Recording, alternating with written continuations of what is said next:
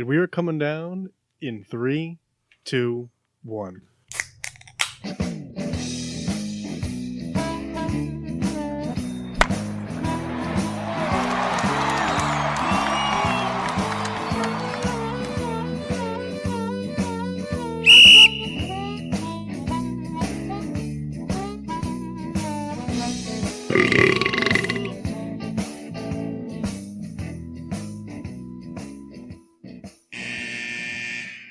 Welcome to Getting Sports with Drunk. I'm your hostess, Cupcake the Riddler, and I'm joined by Mock. Sheen Washable. Nip. Souls. It's just funny. It's funnier than that. The Mass. And the Red Baron. I didn't have a nickname in my head today. Yeah, we didn't even take off. That's the thing. This show's gotten off to a very rough start. Yeah. So we're 'cause I'm here, sorry, 2 guys. minutes late. But that's 2 okay. minutes late. Yeah. If this show was like an airplane, it's in the Hudson. Well, we said 7:30. See, everybody who knows me thought that joke was going somewhere else.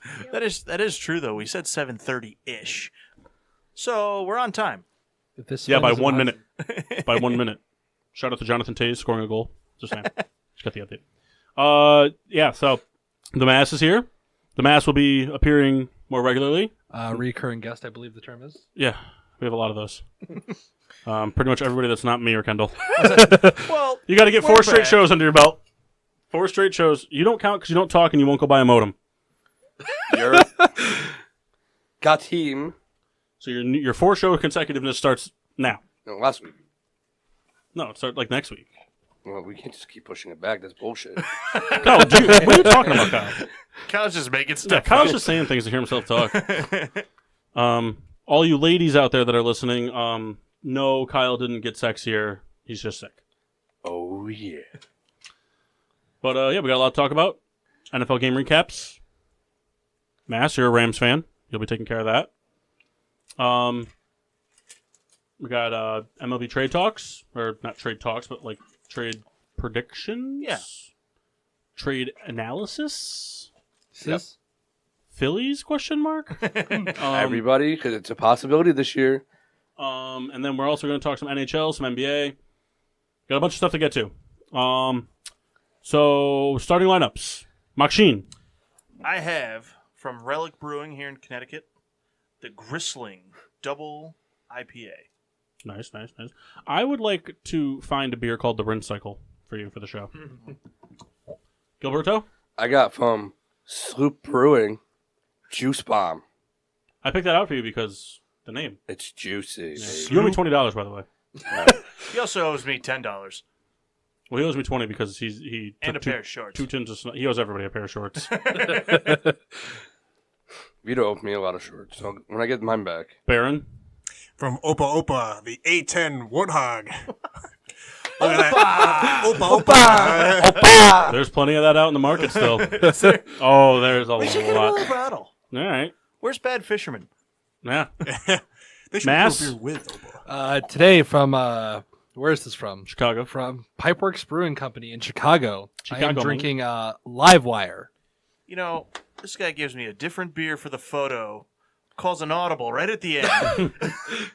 Oh, man, the C on my shorts just started peeling off. Kyle owes you shorts. Dick. And I have a Kind single of a beer. 1 and a 1A going on over I there. got a single beer. I don't think I'm going to like it. What is it? It's called, I can't read this calligraphy on it. But it's called Better Half. Something Better Half. It's part of the Founders Barrel Age series. Old ale brewed with molasses, aged in maple syrup barrels. it's going to be gross. Pour it on some pancakes. There's pancakes on the label. There's also a picture of Kendall and Rebecca 50-ish years from now. I thought they were about to say 69ing, and I would Wait for it. You ever seen a giraffe lick its own asshole? That's them 69ing. I think this says curmudgeon's better half. Yeah, sure. And your other option? We don't read well on the show. Oh, new, distributed by Breskin Barton. Ciroc, not black raspberry. Ciroc VS French Brandy, which is a very unfancy way to say cognac, which is an even unfancier way to say cognac. Nice. But I don't know, it's a short, stubby bottle. Anybody who drinks Ciroc knows the little dot on it is usually a color. This is wood. Plastic wood, but it's wood. Wood nonetheless. Paneling. I don't know. I'm curious. I drink brown liquor after Labor Day because I work for Esquire, and How droll. but yeah, toast to excellence. I have 2. Count them, 2.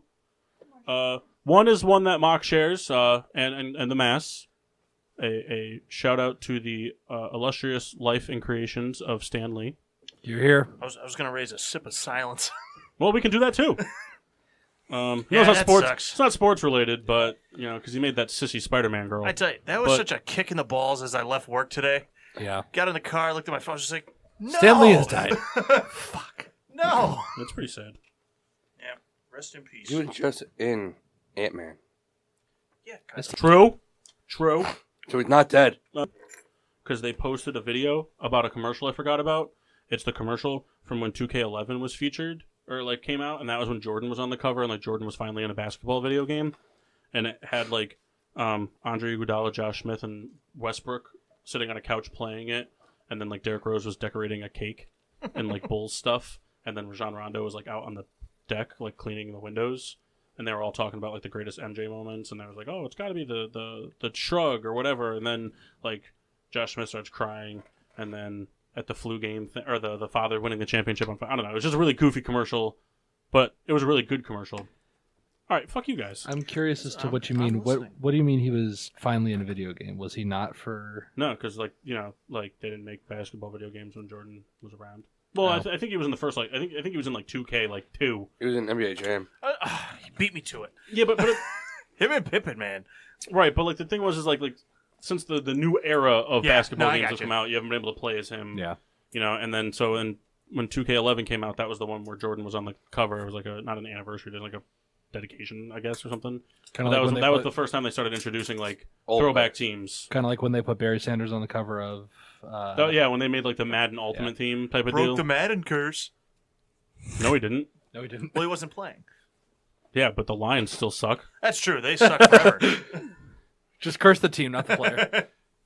Me. That's why. Yeah. Yeah, mine to Elton Brand. For getting a steal for Jimmy Butler. All they had to trade was Dario Saric and Robert Covington. Good stuff. All right. You don't have to keep doing it. We know you. We know you like the sound of the aluminum doing that. My toast is to Nick Chubb. Longest rush in Browns history.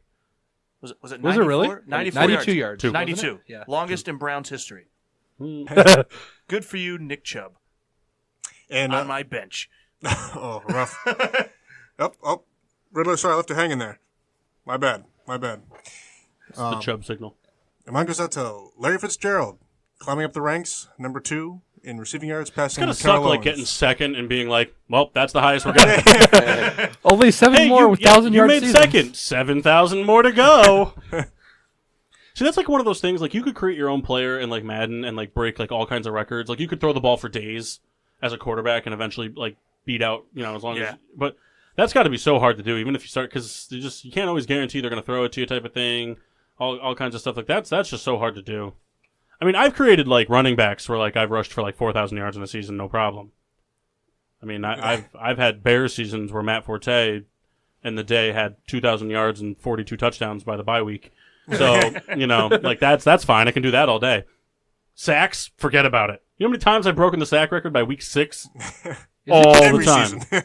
I have a franchise going at Kyle's house right now, the Bears franchise, with Khalil Mack. I just finished the season. At the end of the season, Khalil Mack had 77 sacks. Oh my God. Yeah, 77.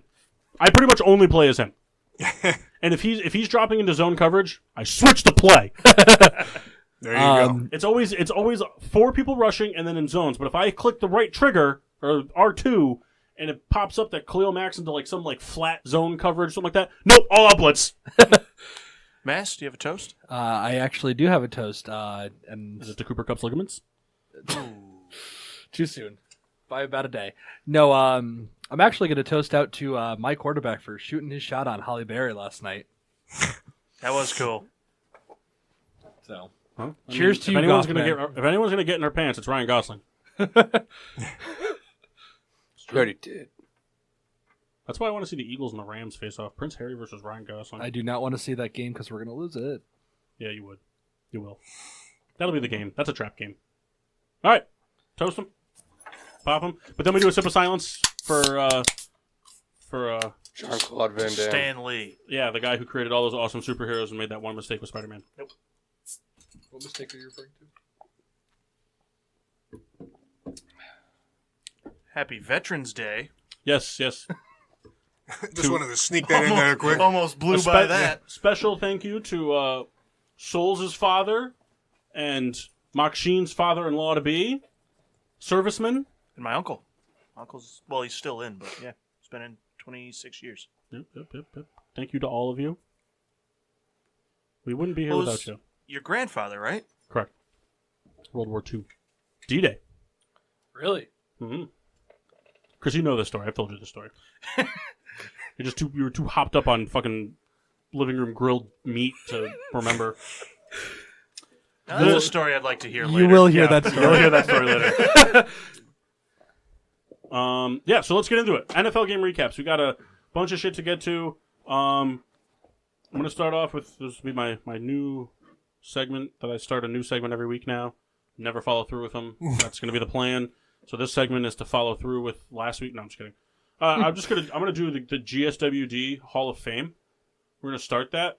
I need someone to write down the people I say, so at the end of the season, we can do that kind of thing. No, she doesn't. She's useless now. She doesn't keep track of anything for us anymore. Give me a second. It's I got it. I have the notes up.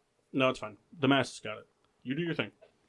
So this week, offensive Hall of Fame. I'm giving it to Baker Mayfield. Now this isn't the best person that's performed type of deal. It's just shouldn't call it a Hall of Fame. I don't know what to call it. Name pending. Performer of the week. No. Because Baker Mayfield wasn't the Performer of the Week. But he did really well. Special mentions of the week. Chris, they gotta be funny. Get off the show. Go buy a modem. So yeah, it's gonna be Baker Mayfield though. I think you took a very, very huge step forward this week, upsetting the what looked to be the Falcons that nobody would ever be able to beat. Mock. I didn't say no one could beat them. Now you said they were the best team, bar none, in the NFL. I did not say that. I heard you say it. You're a liar. You said that they were better than Odell Beckham Jr. No. Julio I did Jones not. is better than Odell Beckham Jr.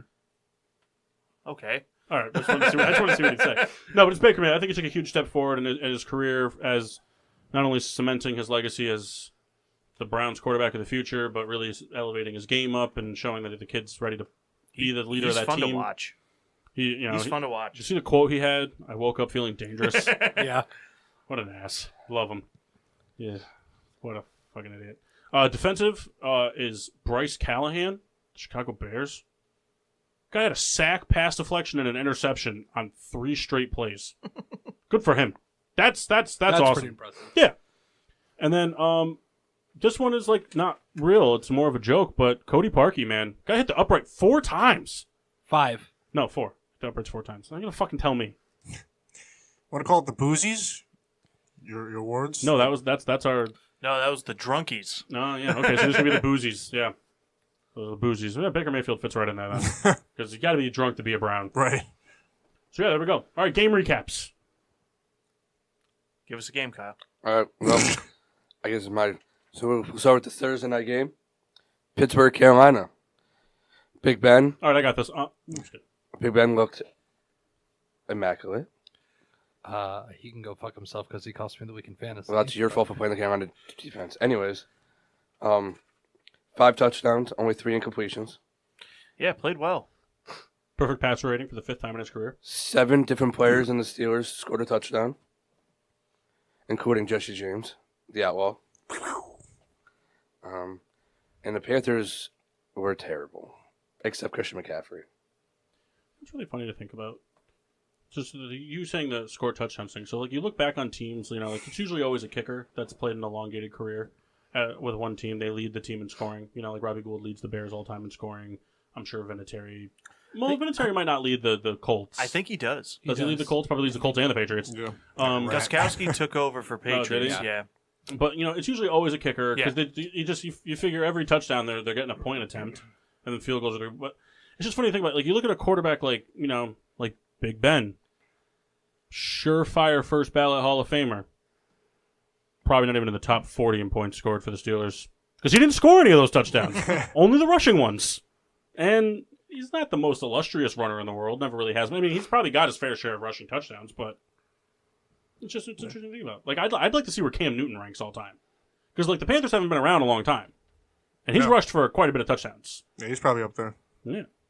Thanks. Good point. All right. What else you got, Kyle? Next game is Saints Bengals. What a slobber knocker that was. Took it off TV. I believe that's Kendall's game. No, but I can take it. It's your game, actually. Oh, No, it wasn't. Where's your notes? Kyle, it wasn't my game, but I could talk about it. Jesus, Christopher I mean, Columbus. Drew Brees is looking like the best quarterback in the league, and it's not even close. Michael Thomas, 2 more touchdowns. Kamara, I think, had 2 more. Ingram had 1. I mean, it's just... Well, the interesting thing is they scored 35 points right in the first half. Yeah. And it's like once you get down that big, the Saints, they're not going to let up. They'll never let up. They'll run the score up. The Saints this year, their offense scores points fast and often. They're only worse than the Chiefs in the fact that they score faster. Yeah, they just jump Cam Newton on. has rushed for 50 touchdowns in his career. Wow. Yeah. That's He's 4th insane. all time. 352 points. I mean, the Bengals just came out. I mean, and the Bengals to me have been a decent team this year. I mean, the defense is kind of banged up, but the Saints are just looking like a front runner for the NFC side.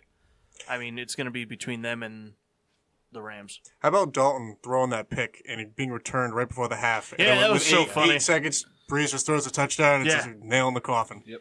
Yeah, that was cool for fantasy. Fun fact, I didn't give anybody that game. That's a shot. No, you know, you know Damn what it, was? Jeff. No. He doesn't have to do a shot, and the reason is because I told him not to give somebody that game because if Jeff wasn't here, it's something that anybody could talk about because it was not Hard it game was to talk well, it's just like exactly. The Saints blew out the Bengals. There you go. But if Jeff was here, he could talk about it. That's why we didn't do it because it was an odd number of games. Yep. Yeah. Fuck you. That's it. Patriots Titans. No, that's not next. Oh, okay. I didn't realize. Falcons Browns is next. That's my game. We just talked about. I mean, Baker Mayfield's becoming one of my favorite players to watch. Which his name was Maker Bayfield. So much better. He's just a fun player to watch play. I mean, the way he can extend plays and dangerous. throw the ball. He doesn't jump out at you on like the stat sheet. If you look at his stats at the end of a game, it's never like he went out and threw 3 touchdowns and 3 touchdowns. he had 2 touchdowns. But either way, Did he have 2? yeah, Yeah, because 250. It was like 250 and 2 touchdowns. But he's fun to watch, and this Browns team is good. I scored 30 points. There's no way it private was 2 stock, touchdowns. 3 touchdowns. Who was the third? I know Chubb had 1, Johnson had 1, And then some weird fuck in the beginning of the game that nobody knows Rashad anything Higgins. about. Yep, there you go. Duke Hell, Johnson, yeah. Exactly. Yep. Private stock is who it is. It's We only had I was 216 yards, though. still closer to 250. And then a wide receiver threw a pick. Yeah. Who? Hillard? I don't know. Oh yeah, that's right. But So the thing was I'm like, he's scoring 30 points. There's no, and I was like, he must have had a day on the ground. yeah. I mean, the Falcons came in. They were on a 3-game win streak. This was kind of like a game they had to win, They flatlined. and yeah, they just didn't. They died. They couldn't really move the ball on the ground. I mean, Tevin Coleman proved he's not a 3-down back. He's a pass catcher, and that's he needs that Devonta Freeman to run the ball so he can get in the pass game. But the Browns, the future's looking good for them, I think. Julio caught his second touchdown. That's right. Doesn't matter anymore. You already caught his first. Nobody Hey. cares Yeah, anymore. yeah I now- care. Now it doesn't matter. All right. Next game. Colts Jags. Colts Jags. Today I'm sporting my Reggie Wayne jersey. Dug that one out of the closet in celebration of Hey, we need to do our trivia question. We'll do it later. Sounds like an around the horn to me. It sure does. Good idea, right? Kyle doesn't want to put his mouth on the bottle Why? because he's sick. Kyle, you told Jeff yesterday that you weren't sick, so he'd bring Cole to the house. You lied to Jeff and put a 1-year-old at risk. He didn't hang out with me. He hung out with my dad. The real funny thing here is he's like a shot glass that everyone at this studio has ever used. Well, The including Kyle. booze will kill all the germs. Don't worry. Anyways, That's awesome. Colts Jags. This was the return of Leonard Fournette, who had an ailing hamstring, I believe, and it was almost kind of like the missing piece for the Jaguars because the team seemed to play a lot better today on Sunday. They took a lot off Bortles. Having the offensive rookie of the month The team certainly played helps. better because he had a dump-off option, but they still had no run game. I'm pretty sure he averaged like 1.2 yards per carry. With that being said, in the passing game, having him and Yeldon both they combined for I think it was 11 receptions. It's a funny way to say D.D. Westbrook. But it was kind of like Mike, you said, Mark, kind of some pressure off Bortles that it's surprisingly Yeldon didn't provide, I guess, even though he played well. He's like a Tevin Coleman. I mean, he's not a between the tackles guy. He doesn't have the size. I mean, Fournette's a force. He runs hard. With that being said, the Jags look like kind of not the team of the past 5 weeks or so. And on the other hand, the Colts played very well. They protected Luck. I think it's a stretch for Indianapolis right now. They haven't given up a sack in 5 games now. We're good. 5 games. So good on them. That was kind of perhaps a question mark at the beginning of this year. 2 touchdowns for Luck, and they cruised on. 3 for Ebron. 3 for Ebron. 1 rushing. So Luck had to have had 3. They handed off to him in the backfield like a fullback? Yeah, he got a rushing. That's the second most impressive stretch of span of games of something happening or not happening, I should say. We'll get to the other one when we get to that game. That's unheard of. I can't remember if it's 4 or 5. It's either 4 or 5. Either way, that's impressive. 4 games without giving up a sack for a team that gave up a lot of sacks the first 4 games of the season. Pretty impressive. But this next one, when we get to that game, oh man. Well, the Saints are No. We're talking about wins. Did you Wait for your game, Chris. Did you see the video of Quentin Nelson screaming as he pancakes that guy? It's so funny. Well, are we doing the game I think we're doing next? Is it yours? It's my turn. Yeah. Is it that game? It's the Bears. Yeah. Did All right, you I'll guys, take that did, game. It's did all right. you guys see Khalil Mack, that sack he had? Yeah. When he went through both guys? Dude, he just bull rushed that guy so bad. I've never seen anything like that in my life. I couldn't believe it. They're winning that division, Paul. They're not. They are. They're not going to win the division. And here's the reason why. Let me get into the game. Game breakdown. Things I liked. Bears won the turnover battle 3-0. Should have been 4-0, but Nagy didn't throw the challenge flag. But whatever. But they won the turnover battle 3-0. They won the sack battle 6-1. Mitchell Trubisky looking good.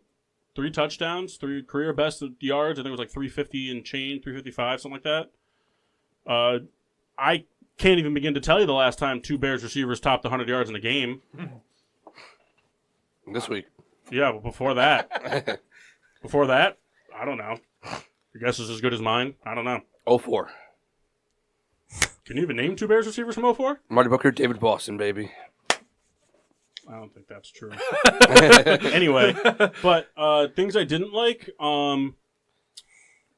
22 rushing attempts against the worst run defense in football, being the Lions' worst run defense. An average of 2.4 yards per carry as a team, and 54 total rushing yards. That's cheeks. That's terrible. Here's the deal. The Lions are not a good football team. They're just not. They're not right now. They've got 2 very promising young offensive players, but Ziggy is hurt. Stafford doesn't have a lot of protection, if any at all. They still have an inconsistent run game. They traded away their best player. They're not a good team. They're poop. Well, now Marvin Jones might be hurt too. They're just He poop. went down with a knee. They didn't have Darius Slay, their best corner. They didn't have TJ Lang, their best offensive lineman. They're just a poop team. The Bears had no business losing this game, and they didn't. They should have went in and won the way they did. I saw a very interesting article. I'm talking. But it's fine. It's a Phillies hat. You love that hat. So I do. But it was just Trubisky looked really good. I like what I'm seeing from him. But the thing is they're going into a stretch of games now, and eventually not running the football is going to bite them in the ass. They play in an environment where running the football is going to be a very big key to them winning games because snow and really cold air and wind. And until they start running the football, I'm not buying them winning the division. I'm not buying them going to the playoffs. Was this a career high for Trubisky passing? Yeah, today? 355. 355. Yeah, 21st career start. He's got a winning record. But like I said, it's just they need to run the ball more. I need to see 30 runs a game out of that team. 30 runs. Jordan Howard started off the game with a 9-yard rush and finished with 31 yards. Yeah. I agree. That's cheeks. I agree. All right. And then Cody Parkey hit the uprights 4 straight times, which is honestly that's more impressive than disappointing. When your team wins by double digits, it's just impressive. They lose by 2, cut them. What do you got, Kyle? Chiefs Cardinals. Chiefs won 26-14. Mahomes didn't throw 300 yards. That's his first time doing that. I think he also only threw 2 touchdowns, right? Yeah. 2, yeah. Nathan Peterman was just released by the Bills. About fucking time. Damn. Smelling a change of the wind in Oakland. You know, you could probably find a Peterman jersey. Buffalo Bills have just signed AJ McCarron. They fucking really? That's Can you imagine? That makes me so mad. What's the point of fucking trading him? Anyways, so nothing really to take from this game. Tyreek Hill went the player for the Chiefs yesterday. He had 7 catches for 117 yards, half of what Mahomes had. You know, the Chiefs defense still struggled because that Cardinal offense is fucking terrible. Offensive line. David Johnson had a day. 98 yards rushing and 85 yards receiving. 2 touchdowns. That's very funny that it happened to you. It didn't happen to me. No, I know, but you traded him and then he became good. But what good? So I get all those points and still lose a path this week and still be in 10th place? Nothing bad happened to me. I gave it a good player Might be to someone ninth. who's Might be ninth. Well, if I get like 30 points tonight, I'll be in 9th. So I didn't lose anything. I'm glad that Paul, who was in an actual position to go and win this thing, Did Vinny have lose? him.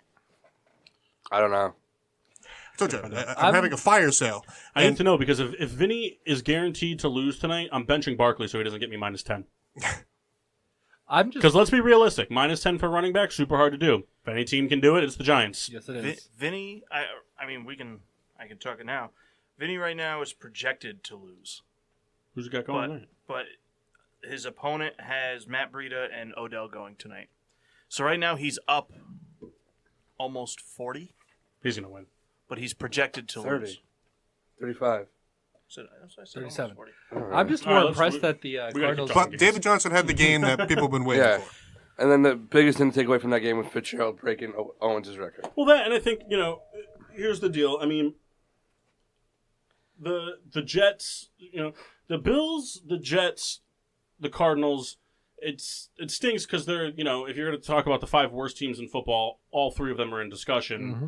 I personally think Raiders are number 1. Yes. But the thing is the 3 of them, those 3 teams can afford to not necessarily have the first or second pick because they've got their guy for the future. Mm-hmm.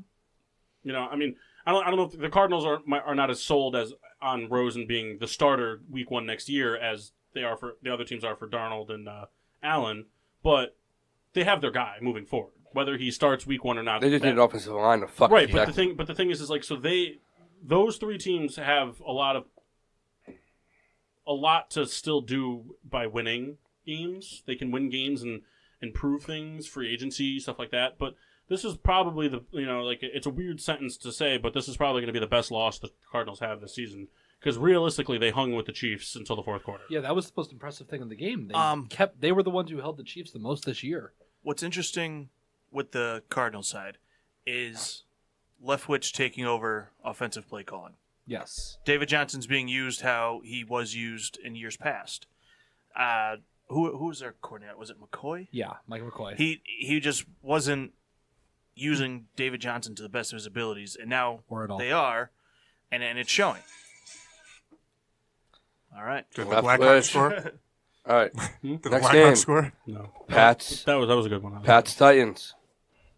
Pat Sainz, that's me. Surprising. Surprising. I'll tell you what, I was talking to the Riddler earlier today. How heartbroken were you by the loss? Of New England? Oh. Also, another running back that you just traded had a good game. Hey, out of my hands. I'm On my glad. bench. Hey, that's your fault. Never going to play him. I never played him. So very rarely do we see the Patriots baffled. And this is something that we saw today. I don't know who to congratulate. I don't know. I guess it's our good friend Mike Vrabel. I guess all those years under the umbrella of Belichick. Do you want the private talk to get rid of the taste in your mouth from saying that? Afterwards. Sure do. Yeah. But right off the bat, Mariota comes out throwing. Yeah. You know, and moving the ball very effectively. And we talked about last week, what really brought up teams who are successful, teams that run the ball. They held the Patriots to 40 combined rushing yards. And how do you beat Tom Brady? You put pressure on Brady. He had a decent day. I had the numbers up somewhere. 24 for 41, 254, no touchdowns. Not a bad day. Not the day we're used to from Tom Brady. You know what's very interesting, too? The only two teams this season to hold Tom Brady to no passing touchdowns are the Titans and the Bills. It's the weirdest thing. Isn't that crazy? I mean, both teams respectively have decent defenses. Very bad offenses, but decent defenses. But still, like, you just, like, that's something that you wouldn't put money on the Vikings holding Tom Brady to no touchdowns. Now, granted, I think it's because Tom Brady plays better against better teams, but regardless. Yeah. Tom Brady has 1 touchdown in the last 3 games. Starting to get old.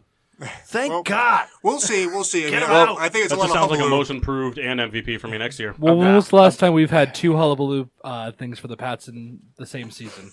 I don't know, but I've seen the Patriots break my heart too many times to buy into anything. A big thing, I think, for that game. It's going to be a new heartbreak because now the Patriots are just going to beat you guys in Heinz Field in the AFC Championship. Well, I think Tennessee, Brady's just looking since for they change. brought in their players, they knew what they were going to do. Yeah. Malcolm Butler, Deion Lewis, they know exactly what to do against them. And I think it actually showed. It's about time because Malcolm Butler has been absolute trash. this So season. he's been horrible. It doesn't matter, but he played very well against them. Yeah. And lastly, to wrap up with this game, what you said about Derrick Henry, finally having a rush for like 58 yards, but 2 touchdowns. So I mean, My bench beat mock. maybe they'll get going with him. I don't know. And look at it. moving forward, maybe the Titans, end up doing something in the South. We'll see. Riddler. I do have one other takeaway from this game. Everyone needs to watch out because the next time the Patriots run the Philly special, it's going to be huge. It went from an incomplete pass to a completed pass tripping short of the first down. Brady's going the distance next time. Or torn That would be ACL. slower than James Harrison returning that fumble. Could you imagine Brady Pick getting six, hurt? actually. Pick 6, sorry. Yes, I can absolutely Like imagine. on that play, catches it, just rips his ACL. Because anybody who's on the defense is going to look to level him. That's what they're going for. They put a decent hit on him. He fell, but Less of a decent hit than when he was trying to lead block for Oh, him yeah. the other day. That was funny. Interesting note, last one, then we can move on from the game. Every single Bill Belichick prodigy that has faced him in their first game has beaten him. Except for Bill O'Brien. He's lost the last 5 games he's played against him. Well, he Poor was a guy. Penn State guy. They usually lose. That's right. Those Penn State guys. God, can't live with them. Can't All right. I should trust have turned them. into Souls' new With a football podcast. Those Penn State guys. Next game, Redskins, Bucks. Sucked ass. The funniest stat. Hold on. It didn't suck ass. It sucked ass. Just because a team didn't put up 20 points doesn't mean it was a bad game. Hold on. it was a bad game. It wasn't a bad game. It was ugly, Tampa but it Bay wasn't Buccaneers bad. put up I'm on your 501 yards of offense with no touchdowns. No touchdown. That's horrible. They had 4 turnovers. Listen, as That's a play, that's because Tampa Bay is bad. The Redskins have been playing this football all year long, and guess what? They're in the driver's seat of the NFC. I'm not talking East. about They Redskins. still have not featured a lead change the entire season. If they've started out the game losing, they lost the game. If they started out winning, they won the game. There you go, Mark. That's kind of funny. listen, as an owner of a franchise and a coaching staff, yes, it's a horrible game. As a viewer, it was not an awful game. No, it was Not a if good you game. were a Redskins fan. But, like, It's I not- enjoyed it. It wasn't a Sloppy. sexy game. It was sloppy. It wasn't a sexy game. It was a good game. Jacquizz Rodgers had 100 yards receiving. Who? Chris Godwin also had 100 yards. And Alex Smith did Alex Smith things. He didn't turn the ball over. Yeah. And he took a very important sack Hashtag in the game fourth manager. quarter to keep the clock running. And he threw a touchdown. That was This it. is where I would like to add in the other impressive, well, not impressive, I should say, streak. The Tampa Bay Buccaneers are now on their 6th consecutive game without forcing a turnover. They're bad defense. Is Chris Conti still with their safety? Yeah. Nah, he's still recovering from the Vance McDonald stiff arm. Yeah. Shoved him into Hey, another I'll planet still existence. always love that guy. You better than hated Major- him when he was on the Bears. Next No, game? I hated Major Wright. Next game. No, you hated Chris Conti. Jets Bills. I just don't know what to think Bye, anymore. Todd Bowles. Next game. I just don't know what to think anymore. That's the thing. I just don't know. Matt Barkley, baby. Matt Barkley. He only threw 2 Barkley. touchdowns, though. Doesn't matter. Matt Barkley. Josh McCown threw 4 interceptions. He What's your didn't point? turn the ball over. No, but here's the thing. But you can't say like Matt Barkley, like as in like Matt Barkley went out there and had like a Chris Mullins day. No, he beat. No. But he'd had a non-Nathan Peterman game. I understand that, but what I'm saying is just like he only threw 2 touchdowns. That's So- more than Tom Brady threw this week. Okay, but what I'm saying is there's still 27 other points that were scored that Yeah. weren't him. So it's not like oh Matt Barkley won in the game. LaShawn McCoy, baby. He didn't turn the ball over. The Bills and he Bills ran an defense won in offense. the game. Yes, The but Bills he didn't defense won lose the them game. the game, And the offensive line actually played okay. which was impressive. See, Maybe they just I did- really hated Nathan Peterman. I think the story of the game has nothing to do with any member of the Bills offense at all. It's just the Jets defense didn't show up at all. Oh, I know that. Their defense is not a terrible defense. -2. It's not a good defense, but it's not bad. It's an average defense. How much better do you think that defense would be with somebody like Patricia Rex or Ryan. Rex Ryan running it? Rex Not- Ryan comes back to be a coordinator. I think if you inserted any good defensive coordinator into the Jets, I think they'd be better at stopping the run. Do you think Because that's they're what a top good 10 defensive defense? coordinator. No, they just don't have the personnel for it. So It's like the Chargers defense without Joey Bosa. so we're assuming Bowles is getting fired, right? Yeah, Right. he's getting fired. I don't know. It's probably going to be at the end of the year. So if we can, real quick speculation, who's their next head coach? Who are the head coaching candidates? Oh, wouldn't it be poetic if Josh McDaniels went over to the Jets? You know what? I think it's Harbaugh. No. I honestly might think. Jim or John? I think Josh McCown hangs it up. Which one coaches the Ravens? Is that John. John? John Josh- is going to Denver. Josh McCown Stock. hangs it up and takes over the Jets. I would like that. That'd be I would like hilarious. that. I'd be a season ticket holder. It makes a lot of sense. I'd be a season ticket holder. The guy He's just gotta be never he's gonna leaves. be And then signs a contract to play. Just like he did for the Player Bears. coach. He knows the team. He knows he's been. What did I fucking tell you in practice on Sunday? like he understands what it takes. I think Todd Bowles is That's the very coach funny. next year. I don't. There's no way he comes back. I think Todd Bowles is the coach. They had next one year. bad game. They're playing a little better than they're expected But to. they have their guy. He's had, 4 years to build this team? They're still the bottom of the Yeah, fucking... but they sucked when he was given to him. Yeah, But that's 4 it. years to build this team. 4 years Even to build an NFL Listen, franchise. no, The no, no, Bears no. were bad for over a decade. Todd or fucking Hugh Jackson had 3 years to build the Browns, and they look better than Okay, the Jets let me do. tell you this: not every coach is handed, but by like Mike Tomlin was handed to him. Mike Tomlin was handed. I get that, Super but Bowl you can't tell me that contending team. Hugh Jackson is a better coach than Todd Bowles is. He made a better team than Todd No. Bowles made. No, No, he didn't. John Dorsey made a John better Dorsey team. drafted All right, better okay. draft picks. I will give you John Dorsey. Todd Bowles is not a bad coach. Their front office is fucking terrible. Yeah, the Jets need to clean out their front office, which they won't do. But I don't think Todd. I think Todd Bowles is the coach next year. Here's the And- deal: they have a rookie quarterback that has shown flashes of greatness and flashes of Bortles, and I like that. they have semi decent receivers that have been banged up all season, an offensive line that's faced injuries, and a defense that's faced injuries. And I'm not saying that I'm not saying they'd have been a front runner for a wild card by any means, but let's not forget that this team was less talented last year, and they almost made a wild card push until they fell apart at the end. I think Todd Bowles is the coach next year. I think he gets one more shot at it, and I think they try to draft well because they're going to be poised to have a good draft pick. All right. I agree. Don't sleep on Jeff Fisher though. Oh, we're gonna. Oh, be you awesome. animal! Just keep that in mind. You animal! Didn't he do like a Fox game? With it? I hate the fucking Seattle Seahawks, and I would never wish that on them. I would. Chargers Raiders. That's me. Raiders suck. Losing Worst team Perryman in definitely. football. They're the worst team in football. They don't care. Gruden doesn't care.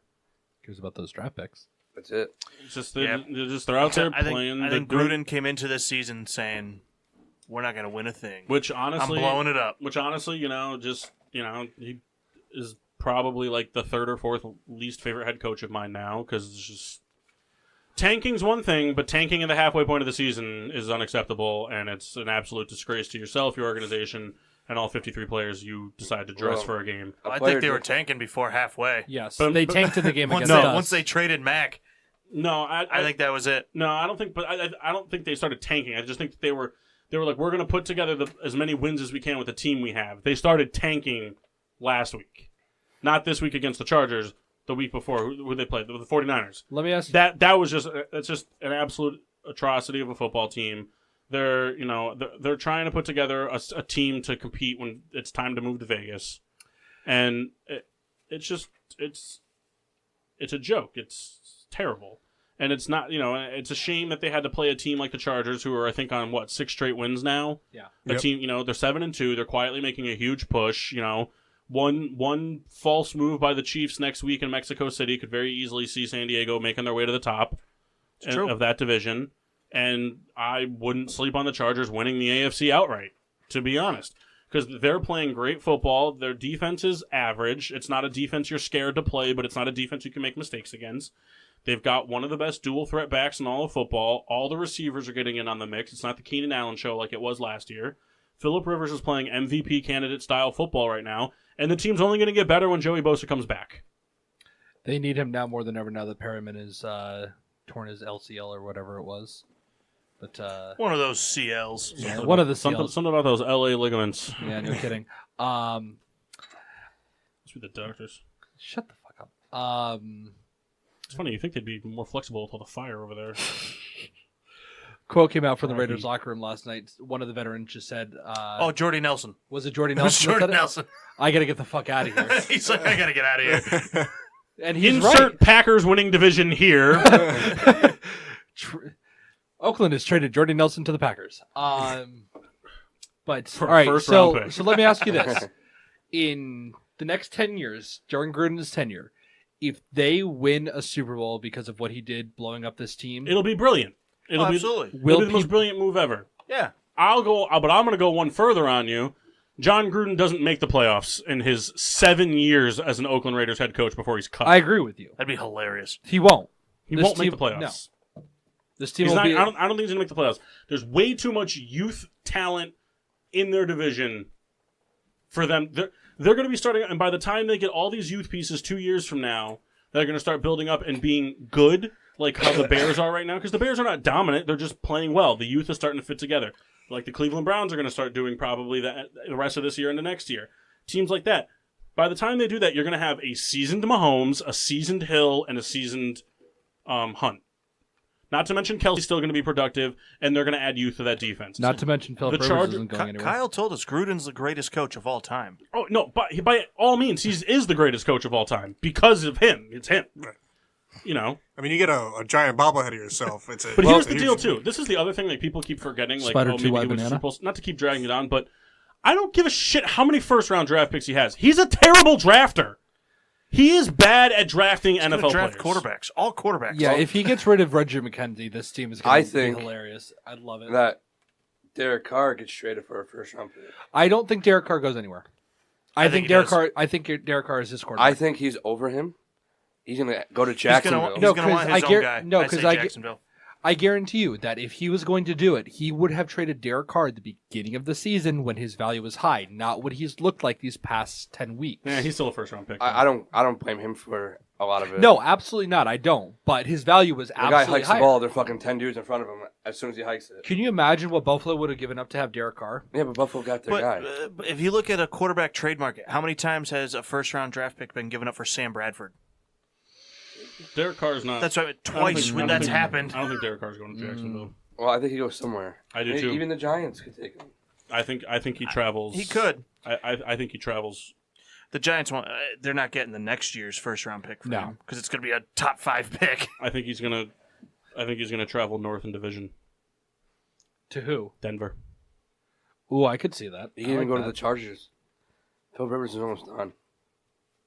Rivers got 3 or 4 more years in him. But the thing is the chart. So not to keep dragging it on, but just because what you said about Phillip Rivers, the Chargers, much like the Steelers, much like the Saints, the Patriots, they're not getting it. They're not going to trade for anybody to be the next guy up. They're going to draft their guy and they're going to mold him. It's like what you guys did with Dobbs. If he's the guy of the future, it's because you drafted him and you're going to mold him underneath. Roethlisberger. It's going to be the same thing. They're not going to trade for somebody like Bridgewater might start or something like that if Breeze gets hurt and become the guy. But like they're not going to trade for somebody to be the potential next future quarterback of the team. All right, next game. Packers Dolphins. I didn't have that. Didn't even know that game was on yesterday. Just saw the final score pop up.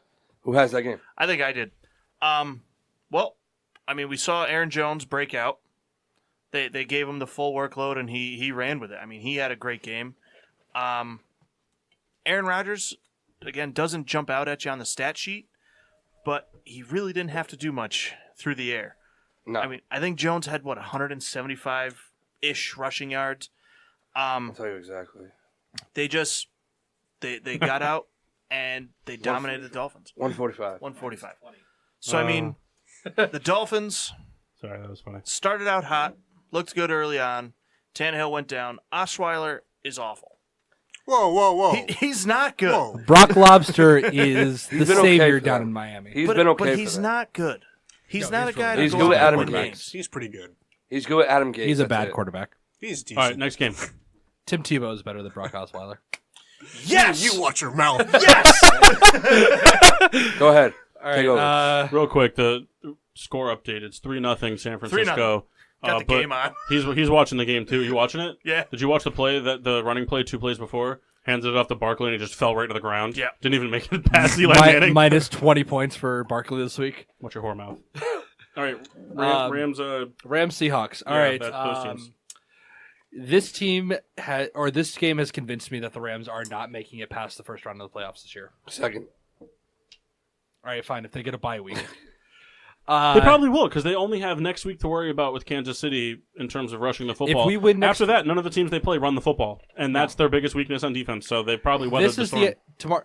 Next week is the end of the stretch. I will admit that, but really that bad. No, just the smell. This game has convinced me that we will not win a playoff game. The defense is fucking atrocious. It is hysterically, laughably bad how bad it is. Seahawks are good at running the ball. They should not be good enough to gash Ndamukong Suh and Aaron Donald for 254 yards. Nobody should be that good.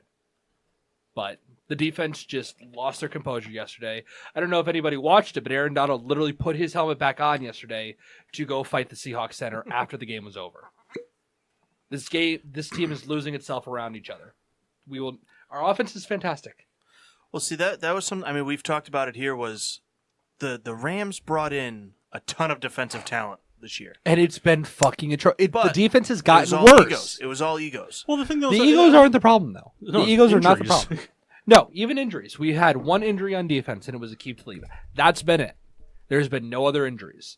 This defense has gotten worse after all the star power we brought in. The thing though is, I agree with you that Talib might be the only one missing games, but I don't think Peters was 100% for a few games. He missed absolutely time. wasn't. He missed time. No, he didn't. Yeah. He didn't miss a single game. I thought he No, he missed. didn't. There was one game him and Talib were both out. No, it wasn't. 'Cause No, he, Peters played that game. Did yes, he? he did. He He played came- against he was the Seahawks. He was the first one to come out in that game against the whatever. It was against the Seahawks. He stretched his ankle, Yeah, and they he both played that game. they both left the game, but Peters played the next week. Yeah, and he got torched twice by what's the Seahawks receiver? Lockett, Tyler Lockett got torched twice by him. So yes, he was playing injured for a couple games, Kendall's bench. but that's still inexcusable. He wasn't injured last week against New Orleans, and he still got fucking destroyed by Well, Michael Thomas. Well, That's true. I don't care. everybody's getting destroyed by New Orleans. I don't care. Nobody gets destroyed for the I'm tune very of scared for that game. 200 yards and fucking But, three touchdowns by I mean, Michael New Thomas. Orleans is Eli doing that Manning week in, week out. interception. And here's my hot take for the Rams. Wade Phillips is the problem. Wade Phillips is the problem for not playing his players to their strengths. He's playing Peters in purely man coverage with no help over the top, and Peters is his own corner. I'm a big fan of Sam Shields, though. Yes, I love Sam Shields. He's gotten his ass kicked this year, though. Seahawks First time playing will not in make 4 years. will not make the playoffs this year. Honestly, it's just a win that he hasn't gotten. I am Imagine impressed. seeing him cover Austin Collie. They would just look at each other and both be concussed. I am impressed with the Seahawks' ability to run the football. I am disappointed that Brian Schottenheimer did not run this team to the ground like I thought he would. And yeah, that's all I got. All right, last game, Cowboys Eagles. Who's got that? I did. Actually, I had notes, but forgot to print them. Ronald Darby tore his ACL last night.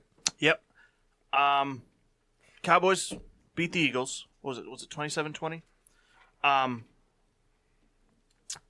mean, the biggest takeaway I had from this game is the Cowboys need to just give Zeke 150 touches a game. just only give him the ball. The route. It's just Well, that's pretty much what they did. as much as I don't like Zeke, he is an unbelievably talented player. I mean, when he gets the ball in his hand, he runs hard. He cuts. He's an unbelievable running back, and I think he's getting better catching the ball out of the backfield. Absolutely. Which I mean, we know what Dak Prescott is. He's not a throwing quarterback. He's Alex Smith.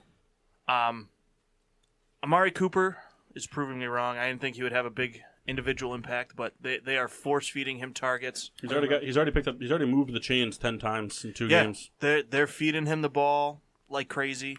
On the other side, the Eagles, Zach Ertz, I think is the best tight end in the league right now. I would agree. He gets anywhere between 13 and 16 targets a game, catches 13 of them. It's just. Do you think he's better unbelievable. than Kelsey? Right now, yes. Is Right it now, purely yes. because of the volume that he receives? Because you can't give Kelsey the ball as much as you give I the think ball Zach to Ertz Ertz. is the best tight end in football right now because they don't have a run game. That's the only reason. That's fair. I mean, whatever the reason is, but He's the most productive tight end in football. Let's put it that way. He's not Ertz- the best he tight is end. He's the absolute- most productive tight end yes. in football right now. I think Carson He's the Wentz most. He's the finally best getting tight. healthy. He's the best tight end in fantasy football right now. But Yes. even beyond fantasy, I mean, if you had to pick between him and Kelsey, to me it's 1A, 1B. I don't think so. I think Kelsey's in terms of an actual NFL game. It's Kelsey. I think Kelsey's over Ertz because here's the difference. Ertz gets 16 targets a game, catches 13 of them for 167 yards, and they lose. Kelsey catches half those balls for the same amount of yards. And a touchdown, and then they win. Yes, but the Chiefs also have a Kareem Hunt and Tyreek Hill. Right, and that's my question You're to you. talking a complete. I mean, Well, tight ends aren't just winning the game. No, because the Eagles have Aguilar and Jeffrey. Jeffrey's a better And receiver than and Golden Tate Hill. now. Not the last 2 seasons. Jeffrey's a better receiver than Hill.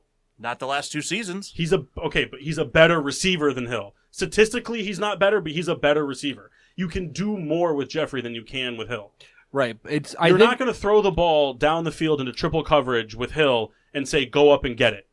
You're going to say, wait for your one-on-one opportunity and burn your guy. Jeffrey can burn people in one-on-one coverage and can go up and get the ball in triple coverage. He's made a career out of it. I think Carson Wentz is finally healthy. I think the first few games, he was not there. You saw him struggle moving around. I think now he's in 100% game shape. I think he's finally starting to play to his potential. His defense sucks ass. Which is amazing. I do not blame him for that game last night. He did whatever he could to win that game. Yes, absolutely. Carson Wentz to me is going to be like a Tom Brady type quarterback later on in his career. Ooh, I think he's that good. that's lofty. He came in, in my opinion, the Sixers, the Eagles screwed themselves because they came in with we're not the defending Super Bowl champions, we're the underdogs. Yes. And that's how they decided to come into the season with the mentality that we're the underdogs and everyone's pinned against, everyone's stacking the odds against us. And it's like, you guys are the Super Bowl champions. Doesn't matter how you won it. You won the biggest prize in football. I think they only consider themselves underdogs was because of Nick Foles being the quarterback. Yes. They should have traded Nick I don't Foles. think it was. They should have. But to me, I think Carson Wentz is a big difference. I think this year. I understand that it's a big difference, but the underdog thing was just a publicity stunt.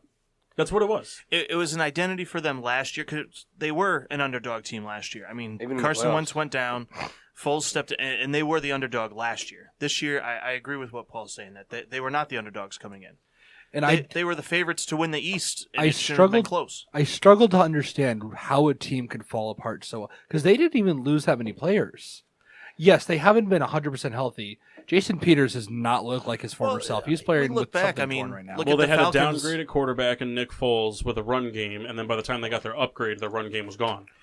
Look at the I don't care what quarterback you are. year after the Falcons were in the Super. I mean, they fell off. The Panthers. It's that. But that's the Falcons, though. The Falcons do that. Yes, Yeah. but The I mean, Falcons we are saw going the to be a year Panthers of good do and a it. year of bad. The It's like the Panthers did it. Panthers. It happens all the time. I mean, it was just. I think the Eagles got hot at the right time last year, and they were able to ride it out. They rallied around Nick Foles. That's literally the only reason that they won that. Did he just get picked off? Yes. You can't say it like that. All right. They don't choose. Well, Yeah, we gotta go to break. Game update. It's 3-0 San Francisco. The Giants just picked off Mullins. Everyone's doing these team celebration things now. The Bears did it first. Fuck off. When we come back, we have NHL talk, Kyle, or MLB? We'll do NHL first. Okay. You guys want your trivia question real quick? Yeah. Before we go? Oh, we right. forgot about that. I owe it a shot. I want to say, without Googling it, I got closest to your Bills question last time. Oh, yeah? 187 was my guess. I owe the shot right here. That's awesome. I don't remember the question or the answer. Matt Nope, Stafford. don't worry about it. Matt Stafford. Nope. Career path Nope. against the Bills. All right, go. All right. This is just give us how many wins does Sam Bradford have in his career? 64. 43. 57. Fuck you, Mock. I always gotta stop answering first. 58. 34. That's it. Wow. Yeah, it doesn't shock me. I I was going to lose go again. into the 30s. I'm gonna double down. Double shot, please. He's gonna. I was going to go into the 30s, All right, we're going to break. but I thought about his rookie season. I didn't think it was that bad. We're going to go to break. When we come back, we're going to talk some NHL talk. Souls is very excited. He's hoping and praying the Coyotes are still doing the things they were doing last Imagine if we week. didn't talk hockey again. And we'll also do a little bit of NBA talk, too, to close out that hour before we get to the MLB. So, yeah, stay tuned. We'll be back. And now, back to Getting Sports with Drunk on the PPRN Radio Network. Welcome back to Getting Sports with Drunk, live on the PPRN Radio Network. I'm your hostess, Cupcake the Riddler, and I'm joined by douchebags. Yep. Hey. Yeah, we are in hour 2, live here on the PPRN Radio Network. We are ready to talk NHL hockey. Right. That was a weird thing I did. NHL hockey. National Hockey League hockey. The masses are breaking out the snacks. Listen, I got to sober up before I drive home. Jesus Christ. Kyle, not everybody has the luxury of getting a ride to Taco Bell after this. Oh, Taco Bell sounds phenomenal. Can we do that? That's where Kyle's going to ask me to go after this. But Score we're update. going to go to Burger King instead. Score update. I'll do that 7-3 Giants. That's right. Otto Beckham touchdown. Yes. Right as we went to break. Barkley tore his ACL. No. Actually- You shut the fuck up. It looked more Achilles-like. Actually, I can't afford him to I go think I saw the announcer say that he's never going to play football again, down. Why do you want to hurt me? and that they're going to have to get Eric Flowers to be the running back. That'd be hysterical. I actually want that to happen. Anyways. Kyle? So, I'm good right now. NHL. Paul, this is your forte. Go Golden Knights. They suck. So do my Blues. So we're gonna start off with the most surprising teams of the year. Paul, what do you think so far? You're just going to pin this on me? You did all this homework and you were so excited about it, and now you're going to start pinning it I on got me. two teams in mind the right now. Coyotes have been playing pretty well. All right, we'll start Can with the Coyotes. surprising be bad or good? Okay, the Arizona Coyotes, considered one of the worst teams How in the about we NFL. talk about the most, not surprising, but the most blockbuster thing that's happened so far this year was that Joel Quenneville was exited from the Blackhawks. Yes, I know. Were you surprised by that? Did he quit or get fired? He got Fired. fired. I remember seeing that. They were struggling. Are struggling. Did it work? No, Okay. not yet. So what are the most surprising teams? The Vancouver Canucks. They're 10-6-2. They have 22 points, and they're first in their division. Which division are they in, Kyle? I don't know, dude. They're in the West. That's all I know. Good for them. They were supposed to be bad this year. Were they? A lot of people thought that they were going to have a high draft pick, but they're playing great hockey. They're third in the NHL in goals scored, and they're led by a 19-year-old Elias Patterson. Paul, what do you think of Elias Patterson? Save me. Come on, life preserver. No, it's very, very promising young talent. That's the way the NHL's going right now. The big dogs are always going to produce, the Tarasenko's and the Stamkoses, the Marchands, the Ovechkins, those type of things. But there's a very strong youth movement coming through the NHL right now. The Austin Matthews of the world, Pattersons, things like that. And it's shaping up to be a great transition into the next era of hockey. Are you We've seen a surprised lot by of their play? what? Are you surprised by the Canucks play? the Canucks play? Yeah. A little bit. Yeah. I mean, I think I would have had them pegged as a playoff picture team the whole time. Yeah. Yeah, they have talent. And hockey is one of those games where, even though it's a huge team sport and you only have 20 minutes ice time or whatever, one player makes a big difference. Is he a rookie? I'm not 100% sure. I believe so. Yeah. Yeah. I believe he played overseas. But, score update. 49ers 9-7. scored. Was it Matt Breida? It was. I feel dirty for saying this. Go 49ers. Ooh, gross. I don't want them to be able to draft high enough to that is pick Cool up Ram Bosa. shirt. Quick announcement. Stafford's Grill, we had roaches.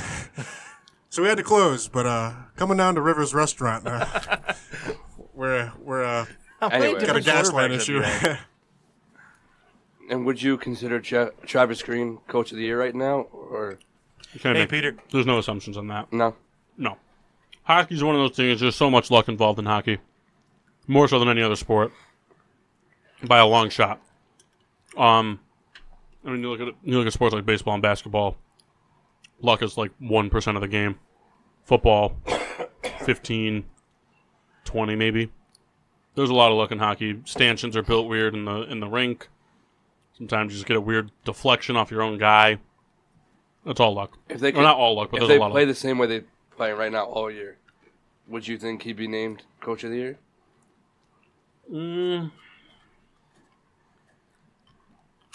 Or it's because you expect it that... I think if they can finish the top of the Pacific, he'll win Coach of the Year, but not if they make the playoffs. Right. Because, I mean, San Jose, Calgary, they're legitimate contenders. Anaheim's always a threat. They're not playing well right now. Well, didn't they lose Anaheim has a Kessler hockey for a team? while? Yeah. The Coyotes are a threat as of now. That might change, but All right. And this is the moment I've been waiting for. the Coyotes? The Coyotes. Okay? So on to baseball. They are playing unbelievable defense. They've only allowed 39 goals scored, and their penalty kill is 92%. And they're not getting it, like their offense isn't really outstanding. You know, their leader, I think, has like 11 points. I think it was like 43-39. It was that close in goal differential. But like just their defense is keeping them in games, and that's why they're 8-7-1. They've only played 16 games, Kyle. 11 points is a lot for them. They have 17 points. No. One player scoring 11 points. Yeah, but like the players that have like 20, 24, 25. We're talking about the Coyotes, Kyle. I know. They were bad last year. Yeah, they've been bad for quite a few years. No, I mean, they're not, if the season ends today, they're not a playoff team. But, Big step. yeah, I mean, it's kind of like if the Browns in the NFL were to not finish in last in the AFC North. That kind of move. It's like the only team that's ahead of them in goals against are the Predators with 35. And we all know how their defense is. Do we, Kyle? Yeah. Is their defense Can you good? name me one player that PK plays them? Subban. Who? PK Subban. Who? Kendall who?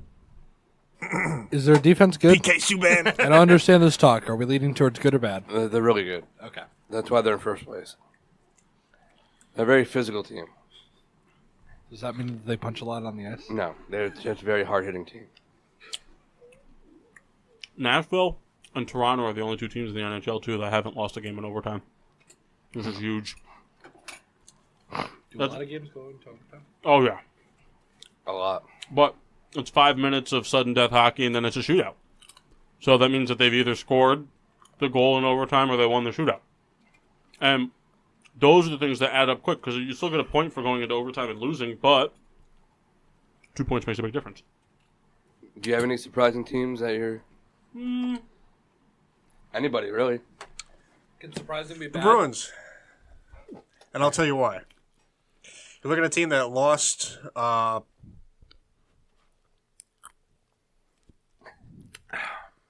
They didn't lose anybody, Ken. So you guys didn't watch any hockey? I'll tell you a surprising team. Are they The still Knights. looking? The Knights Is the answer suck on the after wall? making it to the finals. So we're going to make new shirts, and we're going to remove the hockey stick and puck from the shirt. We're just not going to talk about it anymore. We're going to talk about it. We're going to start our own podcast called A Guy and Half a Guy About Hockey. I'm sorry, I didn't get a chance to watch any hockey this week. I mean, the whole Metropolitan Division, really. I mean, Columbus is a top dog, but the Islanders. What's up, Mike? Listen, here's the thing. Me and Kendall have a standing appointment now every Wednesday night.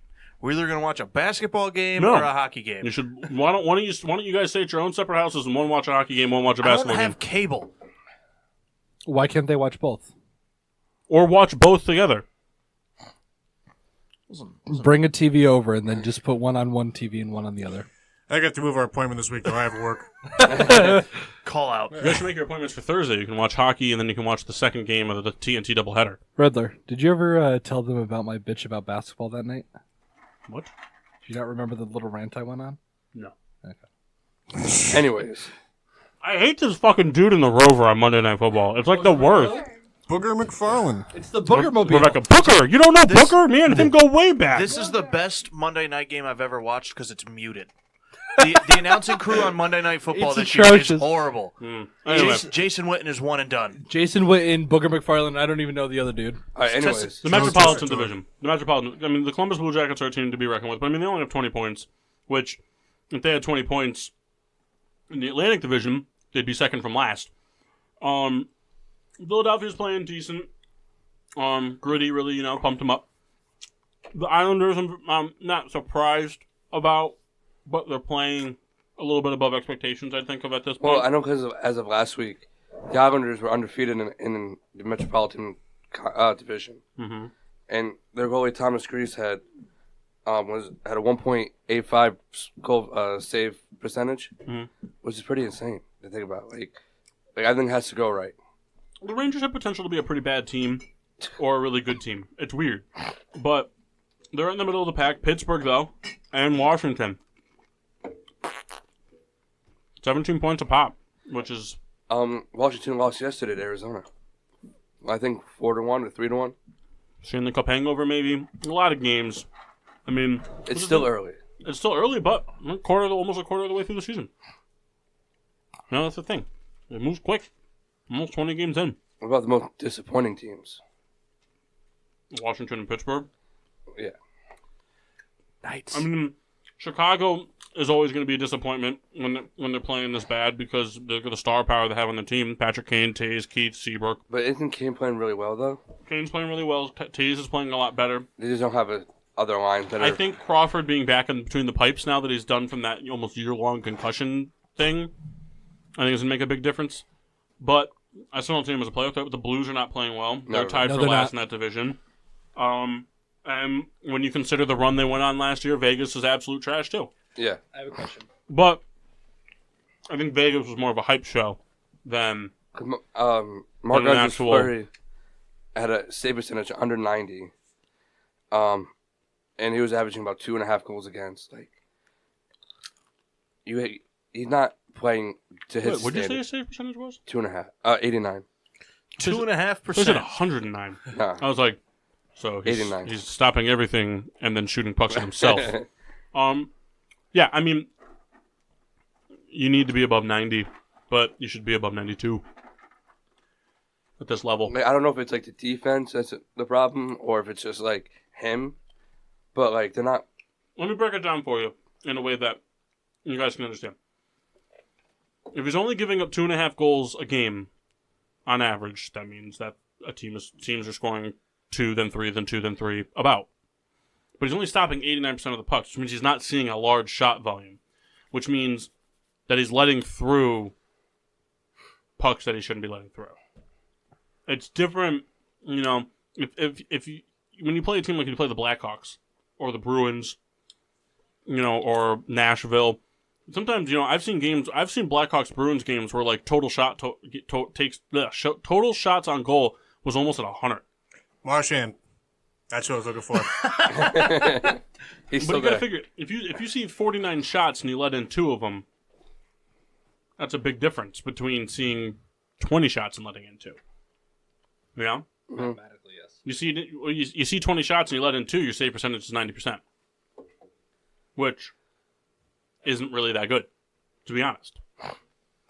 Do you think it's his old age or? Fleury? Yeah. No, I think it's that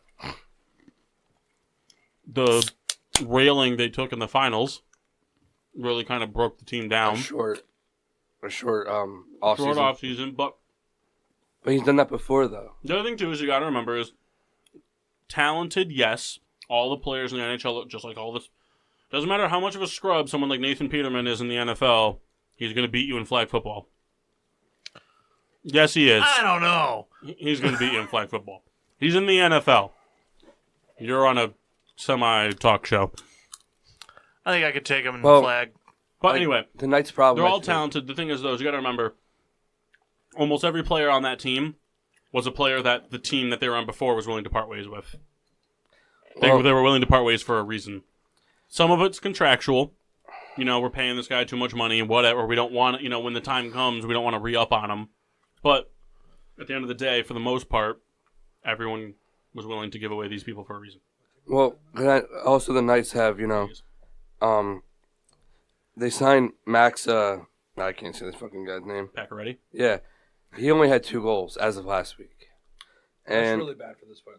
Paul Snatsy is missing 2 to 3 months with a lower back Can we injury. do an hour-long segment where you guys just say hockey names? Whatever. You've pitched that idea a few times. I'll then- say hockey names. Let's They take also that had hockey. Nate. We give I'll a make first it- name, he has to give the last name. I'll make you a deal. I'll hold the name up on a flashcard. If you pronounce it correctly, I will drink 6 shots of private stock. If you say it wrong, you drink 1 shot. Deal. I'll do this. Let's go. I don't give a shit as long as I get a ride home. And then Nate Schmidt was also suspended for the first 20 games. Do you think once they get all their players back playing well, they'll be better or no? What did Better, he but do? not. Playoff caliber? No. Okay. What did he do? Suspended for 20 games. That seems Oh, excessive. he enhanced drugs. Yeah. That seems excessive. 20 games. Is that a lot? Yeah. It's a quarter of the Quarter of season. the season. And then another team that's disappointing in my eyes because they were so close to making the playoffs last year with the Florida Panthers. They added Mike Hoffman, and a lot of people thought they were going to make the push of going to the playoffs, but they're kind of like in a spot where they win one, they lose one, and they can't really get it done. They can't go on a long winning streak.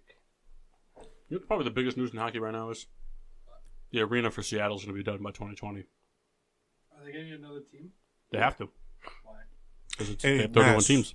Mass, we need you in that microphone. Are they getting another team? I was watching the game. I have a question. And it has nothing to do with this conversation. It does have to do with hockey. Okay. What is hockey? Why isn't it round? I have 2 questions, but I can't remember the other one. Real quick, before you answer this question, you know who else has been playing pretty well so far this season? The other Kane for the Sharks, Evander Kane. Yeah. He's been playing pretty well. The Black Kane. Are they starting to play better as a unit? I think they're third. Yeah. Second. I remember you told me they had like the best defense, Well, yeah, Carlson and Burns. but now they're starting to put it together. They've always, in my opinion, been a tale of 2 teams when it comes to offense. But Thornton's good. Well, because now, like back to the previous conversation, I know the Panthers are without Joey Luongo, whatever the fuck it is, Who? the goalie. Luongo. Joey Luongo, you know. Did I say it right? Logano. The Logano, NASCAR Joey driver. Logano. Roberto Luongo. I had it right on here. Joey Luongo He was in Friends, from right? Staten Island. I had the name written down. Where's your cup? Yeah. What Anyways, is your- I apologize. They're without him for a while, and the other 2 goalies aren't really I would've got playing the- well. try the Prince. They're letting up a lot of goals. And their power play offense is 10th worst in the NHL. That ain't gonna get it done. If you have a significant advantage on the ice, you should be able to score goals. You know what I'm saying? Mhm. And if you're at the bottom of the ladder, you're gonna keep losing games because you don't have enough firepower. All right, Devils Rita, have been it's your surprising, too. time. You have to have some. Every time we update it. Give me like 2 minutes. 2 minutes. Rebecca's like, I'm not doing the private stock. Yes, Gotta you be a part are. of the show. Oh, San Francisco scored. But Was it Burrito? both goalies have save percentages under 90. So it's like they're a team that was supposed to be on the cusp of making the playoffs again, but they're not there. Do you consider that a disappointment, or Sorry, repeat it. Sorry, I was looking at something. like Florida? Do you think they're a disappointment, or you think they're just whatever? Florida's one of those teams where like they're always going to be a surprise, never a disappointment. Does that make sense? It's like the Dolphins. The Dolphins win 10 games. Like, wow, that was great. The Dolphins lost 14 games. Doesn't smell good. Makes sense. And then the last team I have for the big disappointment are the St. Louis Blues. They went out, they signed a few guys. They just can't get it done. They lost again last night to Minnesota. I don't want to talk about the Blues. Yeah, Minnesota's a force to be reckoned Barely with. took the a division's a force to be reckoned with. Yeah. That division has every team in that division can beat you on any given night. That's the thing. Except the Blues. No, even the Blues, because Vladimir Tarasenko might be the best pure sniper in hockey. That's not even our worst private stock. Rita's like dying over here. I think a big She reason. looks just like her mother. I think a big reason for their poor play, though, is Jake Allen. His save percentage is under 90. Kyle, Joe will notice Is that bad? there's not a lot of talking going on that side of the Yeah, I don't care about them. I'm on a roll. Not a roll. But Next time I'm going to write down a bunch of stuff. So- Then you'll see. You don't know how to write. last year, the Blues made a little comeback towards the end of the season, and that was because of Carter Hutton, and then he moved on. Where'd he go? Jake, I don't know, but Jake Allen was never really that good of a goalie. He had the backup to provide for him. I think he played like most of the game towards the stretch at the end of the season last year. Mm-hmm. He was 17-9 in his last 26 games and had a save percentage over 93%. I think that's where the most of the success for the Blues went. And I think now that he's gone, they have to rely more on Jake Allen. Let me tell you, or not tell you, let me see how much homework you did, Kyle. Mm. I want to know what you think about the Vancouver Canucks' Chris Peters. I knew him. I did Patterson. I did. Well, what do you think? He's good. Just guess what position he plays. Forward. What is he? He's a left wing. That's forward. Yeah, but he didn't specify. He didn't specify. I didn't ask him to. Oh, All right, but real he quick should. question. He's on a sports show. He's a defenseman. Well, they're talking. He's in their farm system. It's a trick question. Whatever. While I they're knew talking it. about that, I don't what's know. a good save percentage? No, we're He just said it. shut the 80. fuck up, Chris. I need to understand hockey stats. He said 90 or better, right? 90 92. serviceable, 92 is Really good. not really good. 93 is really good. Okay. Save percentage is a lot like your ERA. Okay. It's a big in your ERA. If your ERA is 3.2 versus 3.0, it's a big difference. So if your ERA is like 13, say, what would that translate to save percentage? 12. The bench, Not playing. the pine pony. But But do you agree with what I have to say about the Blues, or? well, Chris Peters is going to be a guy that's coming up next year. I don't think hockey. You don't really see a lot of like huge potential players, prospects coming up in the middle of the season. Kind of like baseball, you don't really see it a lot. Like you don't always see like a top prospect come up midway through a season. They usually earn their start in spring training. Unless you're Ronald Acuna. This guy is going to make him really good. Yeah. Yeah, he is. You think he comes up this year, or? I'm not sure. I think it depends on how the Canucks keep playing. How old is he? Mm, Is he younger than Patterson? 20? He's a little older. 20, yeah, I think it's 20, 19, 20. It's not good if you're a 32-year-old prospect. That's not true. That's not true. Whedon was pretty good. But he's.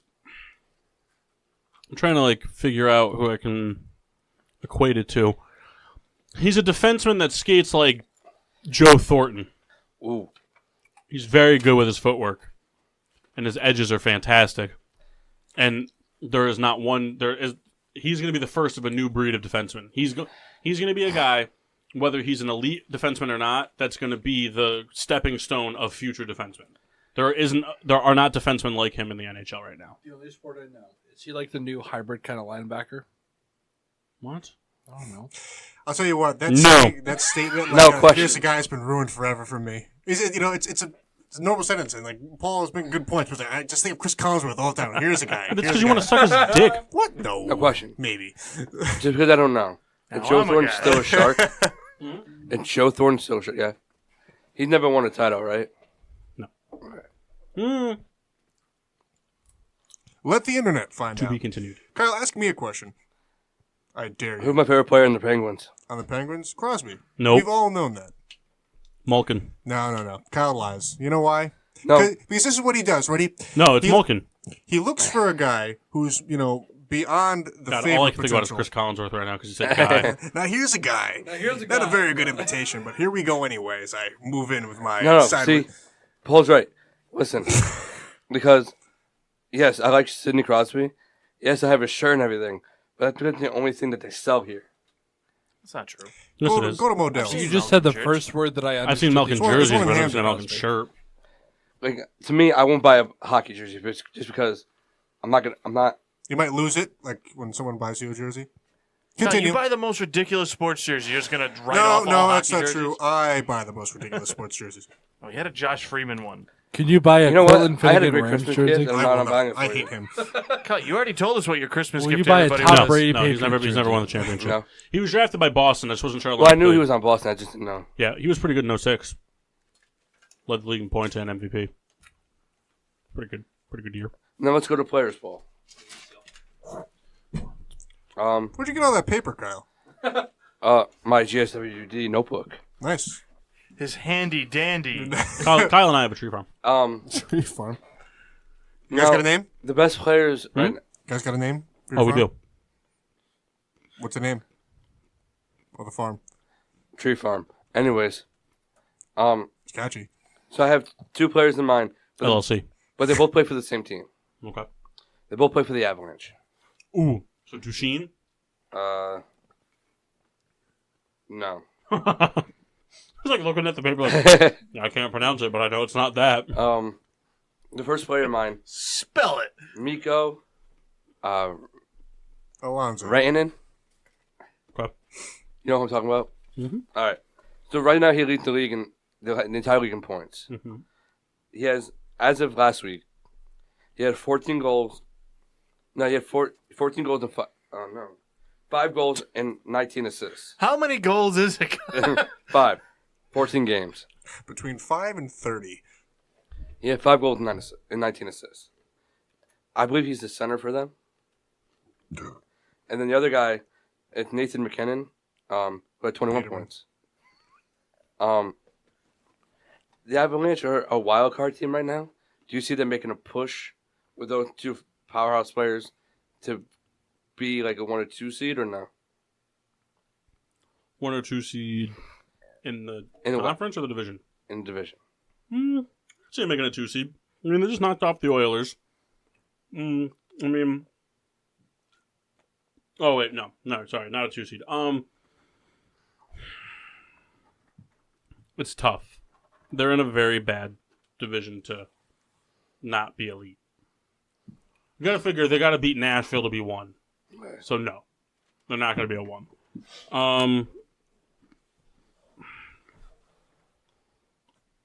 I mean, the Blues and the Blackhawks are probably gonna finish out their season the way they're playing it now.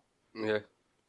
20 games is not a lot, but it's enough to kind of show your identity. I mean, the Blackhawks right now are fucking struggling with the Hurricanes, who are just as bad as they are, pretty much. You don't always see a It's one-off tough. like that. And stuff. Colorado's got 19 points right now, so I was checking up the stats. They're at 19, and then they have the Predators, the Jets, And just a quick question. Are the Jets' defense the reason why they're really good, or is it just all-around play? I was reading the other day that the Jets' defense is among one of the best. their defense is really good, but they put the offense in the good setup positions. Yeah. It's, like try to put it into terms. It's like getting a turnover on their half of the football field. you know? Like 2012 Seahawks? No. No. Would it even put them in really good position for them to score? Like, I don't know. Get right into the mic there. That's good. They're like weird analogies we're trying to do here. It's it's But you know what I'm saying, though? Like, Don't do it for our benefit, please. Give. like the Ben Roethlisberger winning Steelers. okay. That one. Okay. Which week? Like an offense that can get the job done, but they're not lights out, but the defense puts them in good positions to be Okay. lights out. You know? Yeah. It's a serviceable offense. I think they can play well. I don't know if the Avalanche are, Minnesota. I think Minnesota and Winnipeg and Colorado are all going to be in the mix for that third seed in the Central Division. Okay. But it's tough. I mean, the thing is it's 2 points is a lot different than 1 point. I mean, you go in and you play 10 straight games, and you can go into overtime in all of them. But if you win them all, you walk away with 20 points, and if you lose them all, you come away with 10. And 10 points is a big difference. I mean, 10 points is the difference between a playoff team and not a playoff team. Chris, you are grounded. Now, all His right. first This sleepover, he just video blows is so it. funny. Now, another question I have for you. Who is your MVP right now? Right now? Yeah. Like I know Connor McDavid is having a great year. Yeah. I know that. I know Tavares is having a decent year. No, good year.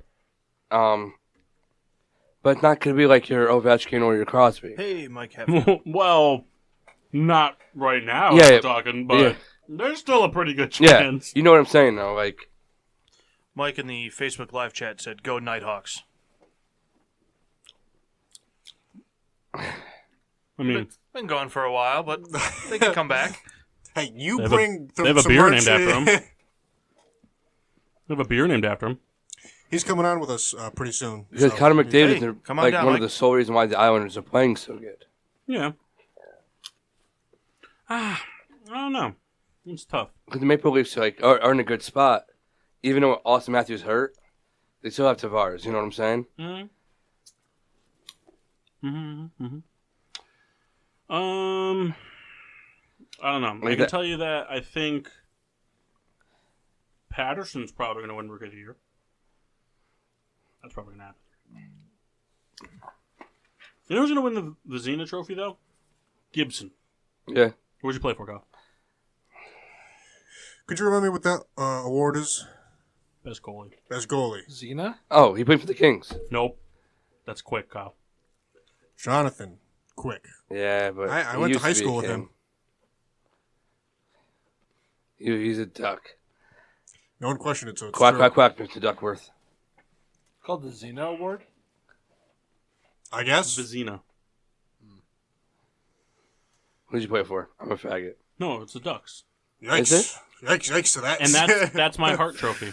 Yeah! Should say that. What, fuck? No, Kyle. Never mind. Moving on. It's like it never even happened. What did I say? Nothing. You're a great guy. Keep going. I will probably stop, so. Okay. Hey, you did good homework, I don't and know where it is. I need to, sharpen up. Well, the Ducks are in a tough spot, though. You know, they don't have Kessler. He's out for a while. I think it was the other night where somebody had a hat trick. Was it? It was not Kitzleff. No, it wasn't. No, that's not who I was thinking of anyway. Was it Keller, No, Paul? no. Was it Keller that had a hat trick? With an O. Begins with an O. I don't know. Cody Kessler's hurt, right? Yeah. Cody Kessler was a quarterback for the Browns. He's also a hockey player, you faggot. Nope. Wow, so he did remember Wow, it. that's harsh. So he did remember it. I apologize. With that. God. Listen, I'm drinking one of his beers. He drank one of mine. We split it, but I'm having the rest of his. I apologize. But yeah, Cody Kessler, notably, What team did you play for? he played for the Browns. What did you play for now? Oh, he doesn't Jacksonville. play. He does. He's on Jacksonville. He doesn't play. You got it right. No, he didn't. I'd give it to Did he Gibson start right now. like 2 Yeah. weeks ago? Yeah, he's I got a don't know. 93% save percentage. He's allowed in 2.5 goals a game. He's only got one shutout, and his record is about 500 in between the pipes. But Not all his fault. no, not at all. They're not scoring for him. Oh, no. That'll change, but right now, that's who I'd give it to. But that's also because I'm kind of a homer because I don't think goalies ever get the recognition they deserve in terms of MVP races. But like all in all around player, would it be McDavid? Right now, probably McDavid. I'd probably give it to McDavid. It's tough because MVP doesn't mean the most valuable player to their team. MVP means the most valuable player of a team that's going to the playoffs. So, it's a shit award that, honestly, to me, really doesn't mean anything in any sport. Honestly. You mean the yearly quarterback award? It just doesn't mean anything to me. I mean, imagine if the Saints, sorry, Jeff, it was just the first team I thought of. But imagine if the Saints in the NFL lost the rest of their games, but Drew Brees didn't throw a single pick, threw 3 touchdowns a game for 397 yards on average per game. He wouldn't win that. That's an MVP award. He's the most valuable player. He was the most valuable player. He wouldn't But win because it, they didn't make the playoffs, he won't win it. Score update: 10-10. Minute 50 left in the second quarter. My thing is the MVP award shouldn't go to a player just because your team's making the playoffs. Because the reason your team's making the playoffs is because your team as a whole is better than all the other teams as a whole. I don't know much about hockey. Does the MVP award usually go to the biggest goal scorer? No, there's a separate award for that. There's an award for points, award for goals, and award for MVP. Well, football usually the MVP award goes to the quarterback. Who does it usually go into? Not in always. hockey? Usually. Oh, you'd have to look back. I mean, do you know who won the MVP between 1966 and 1976? No. Well, I mean, neither do I, but I mean, we could factor that in. Yeah, I but mean, we're talking the last past- 20 years. I guarantee you that all but perhaps probably I will agree with that statement. But Who usually wins in hockey? What position? Is it? It's usually a forward. Okay. But it's not because of goals by any means. I mean, there's been guys that have won it that have scored less than 20 goals, but they've amassed 45 assists, 50 assists, or forwards like a Jonathan Taves, for example, that go out and block a shot a game as a forward, as a centerman. That's a big deal, So it's a little more. There's more stats in hockey because in hockey you have to be able to play offense and defense. You have to. How Now, many teams are there in hockey? my opinion, 31. okay? My opinion. A team that can go on to the finals in the Western Conference is the Minnesota Wild. Because It's going to be Tampa Bay and Nashville. I'm always saying this for this reason. I watched the game last night, Minnesota, St. Louis. It was a replay on NHL Network. And every play, Minnesota was diving on the ice, blocking a shot. They had an empty net. All 3 or 4 players in the net trying to block the shot. That's a team to me that proved that they want to win. They want that trophy. Do you think that they can, or? I have a question off of that. I think they can make the playoffs. I don't know how deep they can run. That's the problem. I don't know. It really depends on who's hot and who's not type of deal.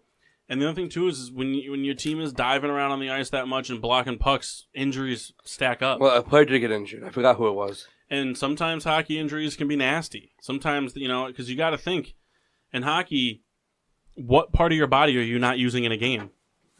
The guy's shin You're skating. was shattered. You're skating. You can't have one. You can't have one arm. You can't break an arm and play hockey. I mean, you can continue playing, but once the game's over and you're diagnosed, you're no longer going to play. But it's not like football where you can play with a broken hand, or Well, like, my thinking is like they have the heart to like want to stop every puck, right. and that to me that's a team that can go Hockey's far. a rough sport because it's the most physical sport of the 4 major sports in North America, but the injuries and all that stuff,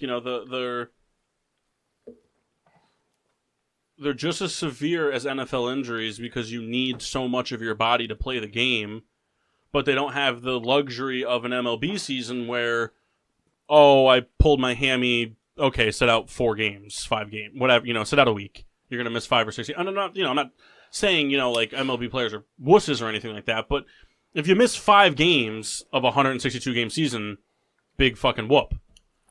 If you miss 5 games of a 16-game season, or even 5 games of an 82-game season, it's a much bigger deal. Which league has 82 games? NBA and NHL. You can't ask these questions on the air. You're on a sports show. You got to pretend you know things. That's why they haven't talked about NHL, because they want to pretend they don't know things. They know. I brought up some good points. Actually, I had a question, though, going off of what Soul said about the players diving at the net. Is that just representative of one game? I mean, like, I feel like that happens often. Diving at the net. So he's describing, more than the goalie, getting in there trying Well, no, to he said it was an empty net. Okay, but perhaps let's imagine a situation similarly. I feel like that happens often. Trying to defend. I'm not trying to dispute what he's saying. I agree. It's weird. It depends. I mean, there's players that are willing, way back when in the good old days, you used to be able to throw your stick at the goal to prevent the goal from going in, That's and awesome. It would be a penalty, and you'd be out for 5 minutes, but it would still be no goal. Now they just allow the goal. Just bullshit. But so, I mean, the heart is there. And then to Solis' point, I was just asking if that occurrence is more frequent than not. seeing people dive on the ice to block pucks is a more visual representation of it. But the Minnesota Wild are and have always been a team that are willing to drop to a knee to stop a puck. Players that are willing to, skate in front of a slap shot and take the puck to the chest to block it. Because the Minnesota Wild, as long as I've been watching the Blackhawks and Wild compete at the high level they have been, their whole mantra has always been, it doesn't matter how good our goalie is, because if the puck doesn't get to him, he doesn't have to save it. Right. And they block a lot of shots. A lot. And knock on wood, they don't really pay a lot of prices for it, health-wise. Granted, pads are pretty thick. It's a pretty heavy piece of rubber coming at you. But they're an aggressive, that whole division is a relatively physical division. And to me, it's still an amazement that the Blackhawks were able to win 3 Stanley Cups in a division as physical as that, because they're not a physical team. The Blackhawks are not a hitting, fighting team. In your opinion, most competitive? Division? Yeah. Yeah, by far. Is it the best division in the NHL? Talent-wise, yes. It might not be the best statistically right now. I think that could shift. But here's the deal. The Blackhawks and the Blues both have enough talent to put together 10, 12, 15-game win streaks right now. They have the talent. If they get on the right roll, figure some stuff out, we could very easily see all those teams get 80 points. I feel like, I could be wrong with my assessment, the Blackhawks and Blues are more similar franchises than that of throwing the Wild in the mix. What do you mean similar franchises? Well, you're saying that the Blackhawks are not as physical. The Wild and the Blues are more similar than the Blackhawks. Because the Blues are physical. The Blues are a physical team. The Blues are a team that like to get dirty and fight. The Minnesota Wild, almost said Timberwolves, I really fought so hard not to say it.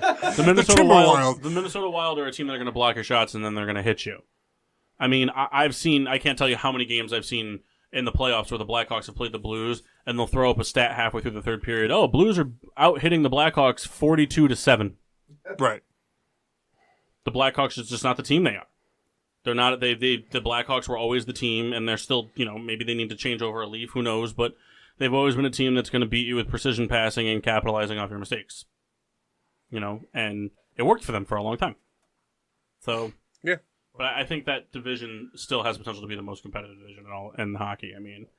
Like I said, you figure that the last place team has won 3 Stanley Cups in the past decade and has arguably the best puck handle / goal scorer on the ice and arguably one of the best centermen of current hockey. Not to mention, I think they have 4 of the top 100 players of all time that ever play hockey on their team right now. I remember we talked about that list. Yeah. And Crawford's no slouch either. So, like I said, they could put it together. But not just them, the Blues too. Right. Any team in that division. I think Winnipeg's very good. I think the whole division is very decent. Kyle, are you satisfied with our hockey talk? It was a little rough, but Very satisfied. good. I'm glad. I don't think it was rough at all. You guys did a great job. Yeah. I mean, Should be. We all did a great job. listen. Watch some hockey. I'm not Rebecca, denying it's your fault. I'm not denying it. All right, we're going to go to break one more time. When we come back, we are going to do some of the MLB trade stuff.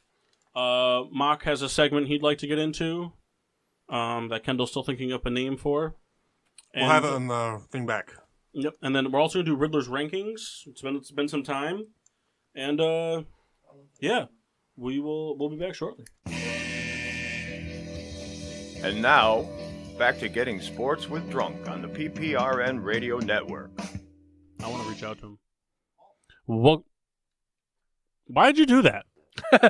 Surprise! Welcome back to Getting Sports with Drunk. I'm your hostess, Cupcake the Riddler. Kendall's confusing as shit, and the rest of us are assholes. I'm an asshole. Yeah. We are on the PPRN. Yeah, I was getting Radio to it. You Network. guys, these guys don't say a single fucking word for the entire Hey, hockey listen. and just blow up my spot. Real quick. 30 seconds. PPRN Radio. This is why we wear headphones, What? Why? so you know what's going on. I all heard the time. I heard the buzzer. Bang! I was ready. But then you said my name. Oh, it sounded Anyway, good. we're here on the PPRN Radio Network. The show has been a dumpster fire. Might be our last. We have to drink. Our last of many. But Souls did a fantastic job preparing his homework for the NHL. In fact, you're my toast of excellence next week. Toast Souls- of excellence. Souls, Until I forget tomorrow. Well, Souls, well, we didn't come up with a topic for Riddler's ranking. Someone's going to have to do that pretty I quick. have a topic for Riddler's Okay, rankings. well, Souls, we're going to start another segment. This is a show segment, though, where I'm going to start it as the host. The person who receives the award gets to be the person who gives it next week. So I'm giving you this week's, I don't know, Beautiful Boozy Award. The Beautiful Boozy Award. How about For doing a great job preparing homework for NHL, which means you get to assign a shot of private stock to another member of the show. And then next week... Oh, Kendall! And now next it's week... for you, but I'll have some with you. Next week you get to pick I'll the also Beautiful do Boozy. something. All right. And it could be at any point. Hey, You could do it at the Chris. beginning. You could just... The show could kick off. You could just be like, you know what, Kendall? I don't like the way you look. You win. It could be whatever. You're beautiful. But you're not a boozy. Not a boozy. Bad and bougie. You want to play that at the party? So anyway... yeah, so what was your topic for Riddler's rankings? Hey, this is Getting Sports with Drunk, not Getting Sports with ADD. The show is on. Relax. ADHD. I want to know your clutch kickers of the season so far. Not point scored, your clutch kickers. Guys that you feel have really, Well, anybody that plays for the Chargers. No one. Cairo Santos. Remember Young Hoo Koo? Honestly, no one. Well, I mean, I felt as what's his face from Dallas there. Kickers have kind of been tough this year because, I mean, You missed Yeah, 3 in a row. he's missed Honestly, some. you're clutch if you make it. Really, I mean, you have Dan Bailey, who's the second all-time with percentage, shows up to Minnesota, starts shanking kicks. Tucker and Crosby have both had multiple games where they've been terrible. Tucker's only missed one, though. No, Tucker had a really bad game. I thought... Oh, no, that was his extra point that he missed his first one. The extra point, yeah. And then he missed a field goal. Chris Well, that's why Boswell sucks. It's an intriguing topic. Yeah, I need more time because they've all missed. So let's pick a new one that we can do on the fly. Cairo All right. Santos. You know what? Graham Gano with that, 61-yarder All right, against so the he's Giants. one. Your best bottom 5 quarterbacks, not the worst. Your guys like your middle of the road guys, like your The Andy Dalton line? your 15 through 20 guys. All right. So Have to have a positive touchdown at ratio, number though. 20, asterisk 5, I'm going to go ahead and give that to... Jamarcus Russell. Well, we're talking active right now. Right now. So that'd be Joe Flacco. All right. I mean, he's not like a bottom guy, but Not he's playing it hot. inconsistent, and he's good a point. quarterback that needs weapons. He doesn't make his weapons. He needs weapons, which to me automatically knocks you out of elite status, like right out of the get-go. Are we talking like right now or just all time? Right now. All right, so number 19 is Eli. All right. He's just not been playing well this year. Again, not all his fault, but still, he's the quarterback. Number 18, for me would be Matthew Stafford. I just don't think he's been playing that well this year. I don't blame him 100% for it, but again, he's a quarterback. He's been somewhat careless with the ball, just not, he still has weapons to throw touchdowns to. He's shown us time and again how many fourth quarter comebacks he's provided with no-name receivers. The guy, he just has better potential than that. Number 14 for me would be 16. Number 16. I'm trying to think. Andy Dalton. No. No, that's the Andy Dalton line. That's right. No, I wouldn't give it to Andy Dalton, though. He's played okay this year. He's higher than 15. Oh, man. You spit out 4 different numbers for this one ranking. Fuck off. Number 16. I don't know. This was tough. This is. We need to start doing this with Russell more prep Wilson. time. Kendall. Hot take. Russell Wilson. No. Hey, we were late. I gave the topics. Yeah? Did you? These guys didn't. Yeah, they're not helping me at all either. They just stare at me. It's I didn't Riddler's know we were rankings. Listen, I'm your guy on the fly. That's my job. I'll bail you out of anything. Alex Smith. Yeah, that's good. Just doesn't turn the ball over, but doesn't score. That's a good one. Good job, Kyle. Thank you, Souls. And Ryan Fitzpatrick. You're the dual No, boozy, Ryan beautiful, Fitzpatrick is not that high now. Right now, at least. 15's Mitch Trubisky.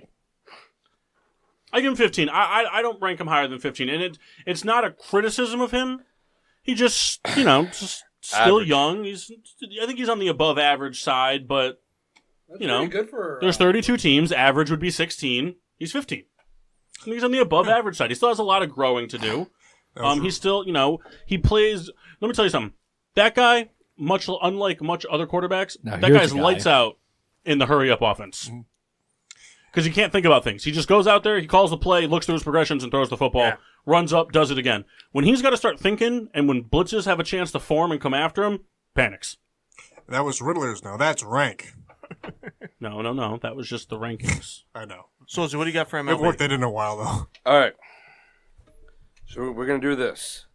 I wrote down 21 names. Okay? Some suns in motion. Every other. One's a free agent. The other one's a trade candidate. For the trades, I would like to hear what the trade would be. Just a quick one. Does that have to be for a player? Or can it just be like for a position? My bad. Coming down. Penny, the sky is falling. If you can think of a player, great. If not, it's okay. Okay. All right. That's really all I have for it. It's like That's fine. I like to put us to name the team and everything. So we'll start off. No order. I just wrote them down. Okay. Number 1 being Bryce Harper. So this is a trade? No. Or what do you think he signs? Yeah, what do you think he signed? Bryce Harper signs with the Dodgers. Every other. So the first one's free agent, then trade, then free Oh, agent. okay. Sorry, that was my bad. I will take a private stock because I wasn't listening at all. Oh, I got it. You say the Dodgers? Why? The Dodgers have made it to the World Series 2 years in a row and lack the firepower to make it through to the World Series championship. Bryce Harper will provide them with an outfield option that will actually allow them to have a little bit of a semblance of defense and actually give them a little bit of firepower to overcome teams like the Red Sox and the Astros. Kyle's going to want you to have that. I don't think the Dodgers have nearly enough money to bring him in. They have the second highest salary in the league as it is. He wants they at can't least afford $200 him. million. You're not wrong on that. They can't afford him. So you can take that private stock. All the reasonings you said are right, but they can't afford him. Mark, what do you think? Harper. That's not good. Harper's tough. Because, the thing is, teams are thinking about different positions for him. Yeah. I mean, for one, I think for him, financially, I think he was kind of foolish to turn down the 10-year deal because I don't think a lot of teams are going to offer him 10 years. I don't think so either, but I just think he's over the Nationals. I agree. I think he wants to win rather than make money. And I don't think he thinks he can win in Washington. What I mean by, I think instead of 10 years, $300 million, someone's going to give him 5 years, $150 million. He's going to make the same money, but we don't see those long-term contracts really anymore. You know Not what? since Albert Pujols. Yeah. Well, I mean, even A-Rod. A-Rod was the last. I mean, he had two 10-year contracts? Cano went to the Mariners and had a 10-year contract, and he's been absolute butts cheeks. You've been all right. But He's been anus. Harper's tough. I mean, I can honestly, I can see him going to the Yankees or the Phillies because I think those are going to be the two teams that dangle the most money in front of them. And it's two teams like the Yankees. I mean, we're just in the playoffs. And if the Phillies rebuild as quick as they think they're going to, which they don't need to rebuild, that's going to be an up-and-coming team. If I have to make my prediction, I think he goes to the Phillies. Kendall? Kyle likes that. Similarly, I struggle to know what money-wise a lot of teams are at. I know for a fact we were talking. Mark and I exclusively have talked about how much money the Yankees are willing to spend on just about anything. They're going to spend, and I don't not see him there. It's the type of thing they seem like, hey, you're a player that's hot, and we can get a good return out of you. But the thing is, they don't have a position for him. I agree, but I think the Yankees. They're talking about him coming in to play first. You don't want to waste that young of a talent. I totally agree, but I think the Yankees, they seem like a team that they've made a history of it doesn't matter if you're hitting the ball. But in order to get Harper in New York, I'm sorry, someone has to go. Yes. Well, of course. Why, though? Of course. I'm not disagreeing, but why?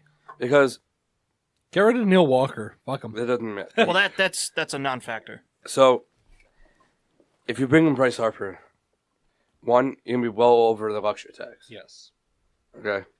Two, in order for him to play there, then you either have to move Stanton. I don't think Harper can play first. Why not? I'm not saying that he can't. I'm saying that, I don't think he wants to. I think he literally wants to be an outfielder. I don't think he's willing to, at this young age, to give up the outfield. Honestly, I think putting him at first is a waste of his potential as a defensive player. If they didn't re-sign Gardner to a one-year deal. Gardner's a fourth outfielder.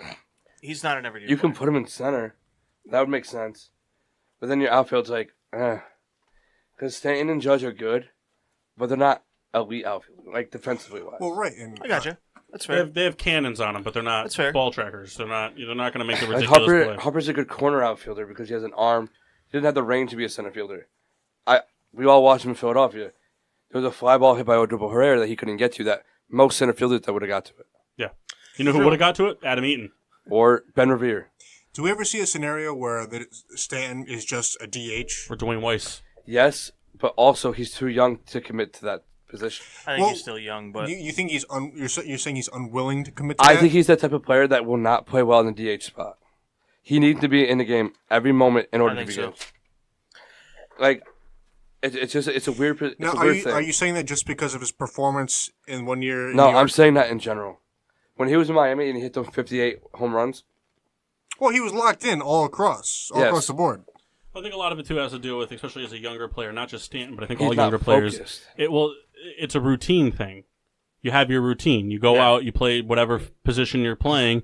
You you go to the dugout. You probably put your helmet or your helmet and your bat away if you're batting, or your gloves or whatever away, and then you grab your cap and your bat, your glove. You probably take the same routine out to them wherever on the field. You do the same warm up routine, and then you lock in and you go through the same thing. You check your player cards and all that stuff. It's a routine thing, even though it's different every inning. It's still a routine. And once you start getting out of that and you start sitting on the bench in between hits, it gives, it's, I don't know, it's... To go off what he said. And I think the other thing, too, is I think for someone like Stanton, somebody who has the potential to hit a lot of home runs, but also like a Jose Abreu, put the ball in play a lot, too. Actually make big hits that aren't over the fence, like Judge, those types of players. It gives you playing in the field. It doesn't give you the opportunity to overthink plate appearances. Because if you're at the plate and you're 0 for 2 with 2 strikeouts, if you're going to the bench while everybody else is playing defense, all you're doing is thinking about why you struck out twice. And instead of adjusting it, you're getting frustrated with it. Whereas if you have to go out and play defense, now your mind is like, okay, I got to play defense. I got to get better. And then when you're up to the plate, there was never 2 other plate appearances. You're up here. This is a whole new batting And I totally agree with everything you guys are saying. I just feel the Yankees are spend first, plan later. Yeah, I honestly, I think this offseason... Now, don't get me wrong. I would love Bryce Harper on the Yankees. I don't think they need to bring him in. There's other needs on the team they need to fill. Pitching. But we're going to see the Yankees spend a lot of money. Especially the Red Sox just won a World Series. The Yankees are going to be spending. Just the thing that Paul said was the exact thing I was going to say. As a DH, there's too much time to think about it. Yeah. You have to be...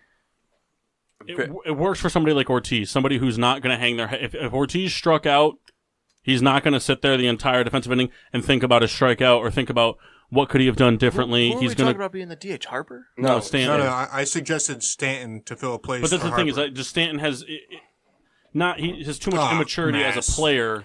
Well, he played a lot of... He was the DH for most of the year this year. Yes, played a lot of DH. But the thing is, he had the opportunity to play the field. Where I think the game that he played the field, his batting average was a lot better. He's still going to hit home runs as a DH, but he's not going to do the Jose Abreu, the I think we're gonna Judge see, type hitting. Next 'cause season, I think we're going to see either Stanton or Judge transition to left. And I think To it should keep be them Judge. both... I think so, too. That's a whole other topic. I think so, too. But in my opinion, Bryce Harper is going to become a Philly. It makes too much sense for him not Fucking to. They have the money, and they want to win now. They're tired of losing. They want to win now. They're in that mindset. I understand, but they haven't been losing for that long. They've been losing since 2011. Think about it, 6 years. They're tired of it. That's not that long of a time. it just doesn't seem like that long because they started off so well this year, but then they tanked out. Yeah. But in general, that's not a long time. But they believe they have the talent to win now. I agree. It is a win now team, but I mean, it's not like it's been 15 years. No, but you know what I'm saying, though. Like, Yes, they I want understand. to make the playoffs. They want to make the next step. Who do we got next? All right, this is the trade. Madison Bumgarner. I'll lead it off. I believe that the San Francisco Giants will trade Bumgarner to the New York Yankees. I agree. That is in a package for Clinton Frazier, Sheffield, another top prospect. Like maybe even Miguel Andujar. Because What's They left won't on, trade Andujar. what's, I don't think so either, but what's left on Bumgarner's deal? he had 2 years. I mean, That's high for... Yes, I get it. His injuries in the last few years have hindered him. But the Yankees are looking for a top-of-the-line rotation starter. oh, yeah. And you give away at least those two prospects, Frazier and Sheffield. You can get them for you can get them with those two. Yes. But I believe the Giants are going to want a little bit more. I don't know what else. I don't think the Yankees are going to be willing to give up Andujar.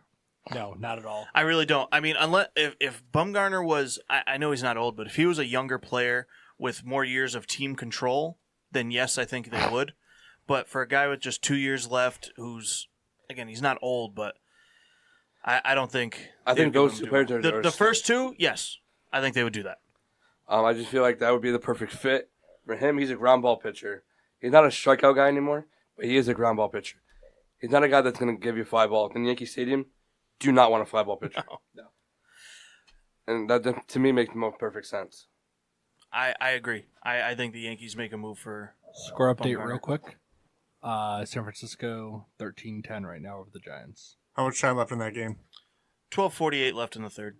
Third. Okay. So here's a thought in my head, and this kind of with no basis whatsoever. Bumgarner, we're saying he's older, kind of not the guy he was. Still a very good player. Perhaps going to a National League team for prospects. How about like a team like perhaps like Cincinnati? Just a team that really, Give him the private stock. Why do you disagree with that? Why? Because Cincinnati is well beyond the point of where they need Madison Bumgarner. If Madison Bumgarner gets traded, it's to a contender. You feel? Why do you feel it's entirely for a contender though? How many times have we seen a player who's still perhaps elite status has gone on to just a team Yes, just for? that's in a signing situation. If the Giants were going to trade him, it'd be to a Yankees who's trying to get there, Houston to upgrade their rotation, or like Jesus. Yeah, but they got lost Keuchel. I know. Or like Atlanta. So who's why at the is it top. exclusively that situation? Because those are teams that'll pay the most. Yes. Cincinnati feels like they are in a spot where they don't need to trade anybody. They could go out and sign like a low-wage free agent. I'm not saying he's not a free agent, but like a Todd Frazier. He makes sense. So hold on. perhaps let's say not to Cincinnati, but I disagree with that. What you're saying that he has to go to a contender. He doesn't have to. He doesn't have to. Cincinnati just came to mind because it's a team that's kind of like you said is not perhaps going anywhere right now. But, perhaps it's something like, hey, maybe San Francisco's thinking, hey, perhaps maybe we get something, to build upon. I agree with that. But in the mindset of Madison Bumgarner, you got to believe that he only had 3 to 4 years left. Does he have a no trade? So do you believe, honestly, in Don't leave Cincinnati? No. In the 3 to 4 years, okay? Do you think Cincinnati has any way to move up in the standing? With a young Milwaukee team, Chicago, who's still very young. So the point I'm making is this. It doesn't have to be... Okay. I said Cincinnati because I thought of a team that perhaps is not in a position to win right now. If you said Milwaukee, 100% agree with you. Oh, that was mine. That's the thing. It doesn't have to be a contender. I was going to say he goes to Milwaukee. I agree. It doesn't have to be, but a contending team would pay more than a team almost like rebuilding. So Cincinnati is perhaps a poor example. But we're talking about perhaps a team on the cusp. Okay, so I mean... not to use Milwaukee because that's mine. Right, exactly. But I was going to say that some sort of package involving either Keston Herrera or Corey Ray. Okay. One of the. I mean, they're not going to give up both. They could easily give up both. I think they could, but I think they would try to dance around giving up one and other potential prospects. But I think both those prospects would be a fair trade for Bumgarner, and I think that they're an ace away from being that push. I could see He's been him talking for a long time, Dick. staying in the NL. Perhaps a team on the cusp. Perhaps the Bengals. My God, the Reds are not the team, but a team on the cusp that are willing to kind of give up prospects for a guy like a Colorado. Perhaps a Colorado. I mean, I don't really, like I said, I don't know what they're in a position to give up. I don't know if they care about keeping a guy in the division. I don't know if they care about that or not. So I don't think they would turn to the Dodgers. Anybody else would think they're fine. Right. Paul? What? Oh, I had something else to say. So mine was going to be, granted, their top prospect to give up would be Victor Robles, but considering that he's going to fill in for Bryce Harper now that he's not coming back, I wouldn't be surprised if he went to the Nationals either. I think it would be tough for them to find the right prospects to give, but I think that the Nationals still believe that they still have at least one more year of owning that division in them. And instead of trying to do a bigger overhaul of the bullpen, just insert Bumgarner between Scherzer and Strasburg and go the 3-ace option. I can understand what you're thinking, but in my opinion, I think the Nationals are done. Yeah, I think their time is over. Because you're losing Harper. Look, I didn't say that they were going to do it. I think that they feel they still, I think that they feel that, that the Phillies still aren't ready, given that the way that they went from being lights out to just completely blackout. The Mets are still not ready to be that team, lights out all season long type of thing. I don't know what your take on it, but do you think the Braves are going to be as good as they were? I don't see what I'm saying though, but it's like a tough team. The Nationals. I feel like the Nationals would still feel like on paper they have enough hitting and defensive depth to give one more year run at it, and if they could find the prospects to give up for Bumgarner, and then if it doesn't work out for him, rebuild. Nice. Because like you said, it's 2 years for Bumgarner. You got everything I had. Well, another team that makes sense. Just a quick thought would be the Cardinals. Mm-hmm. They're right there. They're always right there. They're a number one away from being in that mix. I agree, but I still think that they need a little I don't think they're willing to trade the prospects. No, absolutely not. And they need a little bit more. I'd love to see the Cardinals start winning that division again. Yes, please. Change a new player. Manny Machado. I'll lead it off. I want to lead it off. All right. Yankees. No. I think he goes to the Yankees. I think so too, and I don't want him, but I don't think him and Harper both go to the Yankees. I don't think him and Harper go to the same team at all. I think if they were to go to the same team, it would either be the Phillies or quietly the White Sox. I think those are the only two teams that really have the resources to get those two people on a longer-term deal and actually utilize them, because the White Sox have up-and-coming prospects. The Phillies have already proven their prospects are ready to start winning. But I think that Machado's a better fit for the Yankees than Harper. I just think that there's less to do about the outfield situations. Machado's not playing the outfield. He's not playing first. He's going to play third. The Yankees need a third baseman. He's playing short. or short. Either way, they need both of those.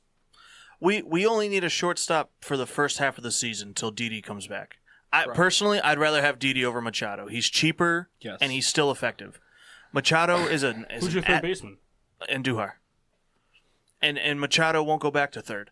No, he wants to play shortstop. Machado, to me, he's going to make a lot of money, and he's just going to be a headache for a team. Absolutely. I don't really care for Machado. I hope the Yankees don't sign him, but they're probably going to. I really think it's going to end up being that Harper ends up at the Yankees and then Machado ends up at the Phillies. That's just how I see it shaking out. That was the point I was going to make. It's kind of like one or the other, I feel. It's got, I mean... One's going to the Yankees, one's going to the Phillies. The Yankees Right, have already said that they don't want Machado. At least during the World Series, they didn't when, They were just calling about him. With that being said, I could see Machado going to the Phillies. Machado to Philadelphia makes too much sense. We need a shortstop. I'm not. It's No, just no, so funny. It just makes too much sense. Well, Every player. It would be too perfect. Hear me out. Barry okay? Bonds, too much sense. Hear me out. See, I don't think I don't think Machado would end up in the White Sox because I think the White Sox are sold on Tim Anderson as their shortstop. The Phillies don't have a shortstop. Right? No, that's what I'm saying. I don't. The thing is the White Sox. I keep seeing their name pop up in potential landing spots for both these players. I just don't think either of them would want to go play for Chicago. That's the way it is. I think they'd want to either play for Philly or New York. Like the big thing about this signing, one, Machado already expressed interest in playing for Philadelphia. Yes. Okay, two, I think Machado would play hard for Philadelphia because one, their fans are fucking douchebags. Yes. I'll be the first one to admit it. If you go to any Philadelphia event, if you play like shit, you will hear it. Philadelphia is the town that threw snowballs at Santa Claus. Yeah. No, they're just their fan base isn't what have you done for me. It's what have you done for me lately. That's their whole fan base. No Philadelphia Eagles fan remembers what happened in February. They just remember what happened last night on Sunday Night And Football. I think that Manny Machado playing shortstop, because Scott Kingery is good, but he's a second baseman. Trade Cesar Hernandez away, don't fucking care. You bring Manny Machado in, there's your three hitter. You got Hoskins at 4. Herrera too. You have protection right there. Machado to me makes a lot of sense. Days you need to go to I don't think Franco comes back. If you needed to play my third, you can play my third. It doesn't matter. Machado's a very good talent. I think he ends up in Philadelphia. He is. I don't like those head case players. Exactly. He was Especially only a baseball. head case for that playoff. That's not true. No. He was a head case in Baltimore. You just want to get the fuck out of Baltimore. But he was a head case his whole career in Baltimore. But that doesn't matter. What if the Phillies start sucking? They're going to regret that contract in a heartbeat if he starts becoming a head case there. They already said that they don't care about what happened. They care about what's going to be better for them. And I honestly think with that small ballpark and his ability Machado's to play... best fit is definitely in Philadelphia. There's no question. All right. We got a trade? Move on. Sonny Gray. Sonny Gray needs to get the fuck out of New York. You know what? He needs to go to a small town team. That's what he needs. You're right. I think you guys are completely wrong about him. A trade to Milwaukee, a trade to Arizona, Yes. a trade to even the Philadelphia. Phillies just make the perfect sense. He's not a bad pitcher. That's the thing. He's not. He can't handle big market He can be pressure. a 3 or 4 in Philadelphia. Yeah. Well, we'll give you Carlos Santana, straight up trade. Makes sense for both parties. Yes. Yeah. You know what? Kyle, send that in. I am willing, as a Philly fan, to give up Carlos Santana, put Rhys Hoskins back at first. And you know what? I'll take a chance on a potential one starter becoming of what he used to be. Sonny Gray to me is another one of those. We've seen it before. An athletics player that leaves the athletics and is not that good. He's Zach Greinke. He doesn't want to play for a big time market. So here's a prediction from me, with absolutely no basis. Back to Oakland. Makes a lot of sense. Back to Oakland. I'm not saying you're wrong. It makes too much sense. That makes a lot of sense, Kendall. I mean, I don't know exactly. I mean, we're talking about the Yankees looking for, not an outfielder per se, but looking for a guy to play third. If the Yankees get anybody, it'd be a low tier prospect. Like, I don't think the Phillies would trade Carlos Santana straight up for him, but they could because Carlos Santana is kind of like out of his position. We have Rhys Hoskins. They want to put him back at first. That makes sense. But if he was going to go back to Oakland, a low-tier prospect or like a bullpen guy makes a lot of sense. How old is Sonny Gray now? Like 28. Yeah, 28, 29. So I mean, he's not done by any stretch of the imagination. I just don't think he can play in New York. No, It's just those guys. Just those guys. I think he's a fly ball pitcher, and being in New York did not benefit him at all. No. It was he also did not pitch well at home. I mean, he was on the road. He was fine. I mean, he when was you're a service out guy of on the New road, York, but He's at home he fly couldn't ball pitch. pitcher. Giants are down 2010. All right. or are they really? You think Derek Johnson's signing or joining the Reds could have anything to do with him going there? No. I just think the Reds are okay where they are. And if they make any moves... I'm just saying, I was looking at... I kind of peeked at your list because obviously baseball's my weakest point, and I saw the name and I looked at it, and when I was looking up potential landing spots for Sonny Gray, I read the first 40 articles and the first 38 of them said Reds. Makes a lot of sense. Because they need they're a team that can trade like a Raciel Iglesias Comedian? for Sonny Gray. Like, I think you Great. got Raciel Iglesias to upgrade the bullpen a little bit because you're probably going to lose Zach Britton. He wants to be a closer. All right, we got to get going. We're at 10. We're at 10 already. We're not even halfway. well, All right. listen. Can we do? How many you have on that list? I have a lot. Well, let's do a couple. We can do some next week. Well, the next one we'll get away with pretty quickly. Patrick Corbin. I think Hold on, personally I he have stays notes on Corbin. in Arizona. Give me a second. I think he stays put in Arizona. We have like a half hour. Dry heat. That's right. He's got Dry a heat. good point. We have a half hour. Corbin's so going to we're go okay. to the Yankees. I don't know. The Phillies are a perfect fit. It Just makes too much sense. No, you laugh, but they've been looking for a left-handed starter for a long period of time. He's a ground ball pitcher. You guys have a lot of Which works perfectly in Yankee Stadium. So we're gonna name this segment. Who's playing for the Phillies next year? You know what though? The New Everybody's York linked to the Phillies. Phillies because they have so much money. Phillies and the Yankees. But I think he stays Phillies put should in get away with Arizona. almost everybody on this list. But if Arizona decides to trade everybody, then obviously it's not going to be that. All right, here's my fire take for the year, and I have no basis like Kendall. Angels are going to get rid of Mike Trout. Listen, I've been saying that for weeks. listen, that's so far down my list. I think he gets traded That's next year. highlighted. Real quick, so let's move on. Any possibility you ever see him with the Marlins? Who? Corbin. Yeah. Yeah? Yeah. Yeah. They have a ton of money. And Well, I mean, sort of my thing. I mean, a guy doesn't really let him add, but he doesn't detract from that team. I don't really know what the Diamondbacks would get out of it. but Miami is desperate for anything. ever since the death of Jose Fernandez, they've given up on that team. Yeah, they're in a rough spot. JT Realmuto probably going to get traded. It's just a lot of shit going on.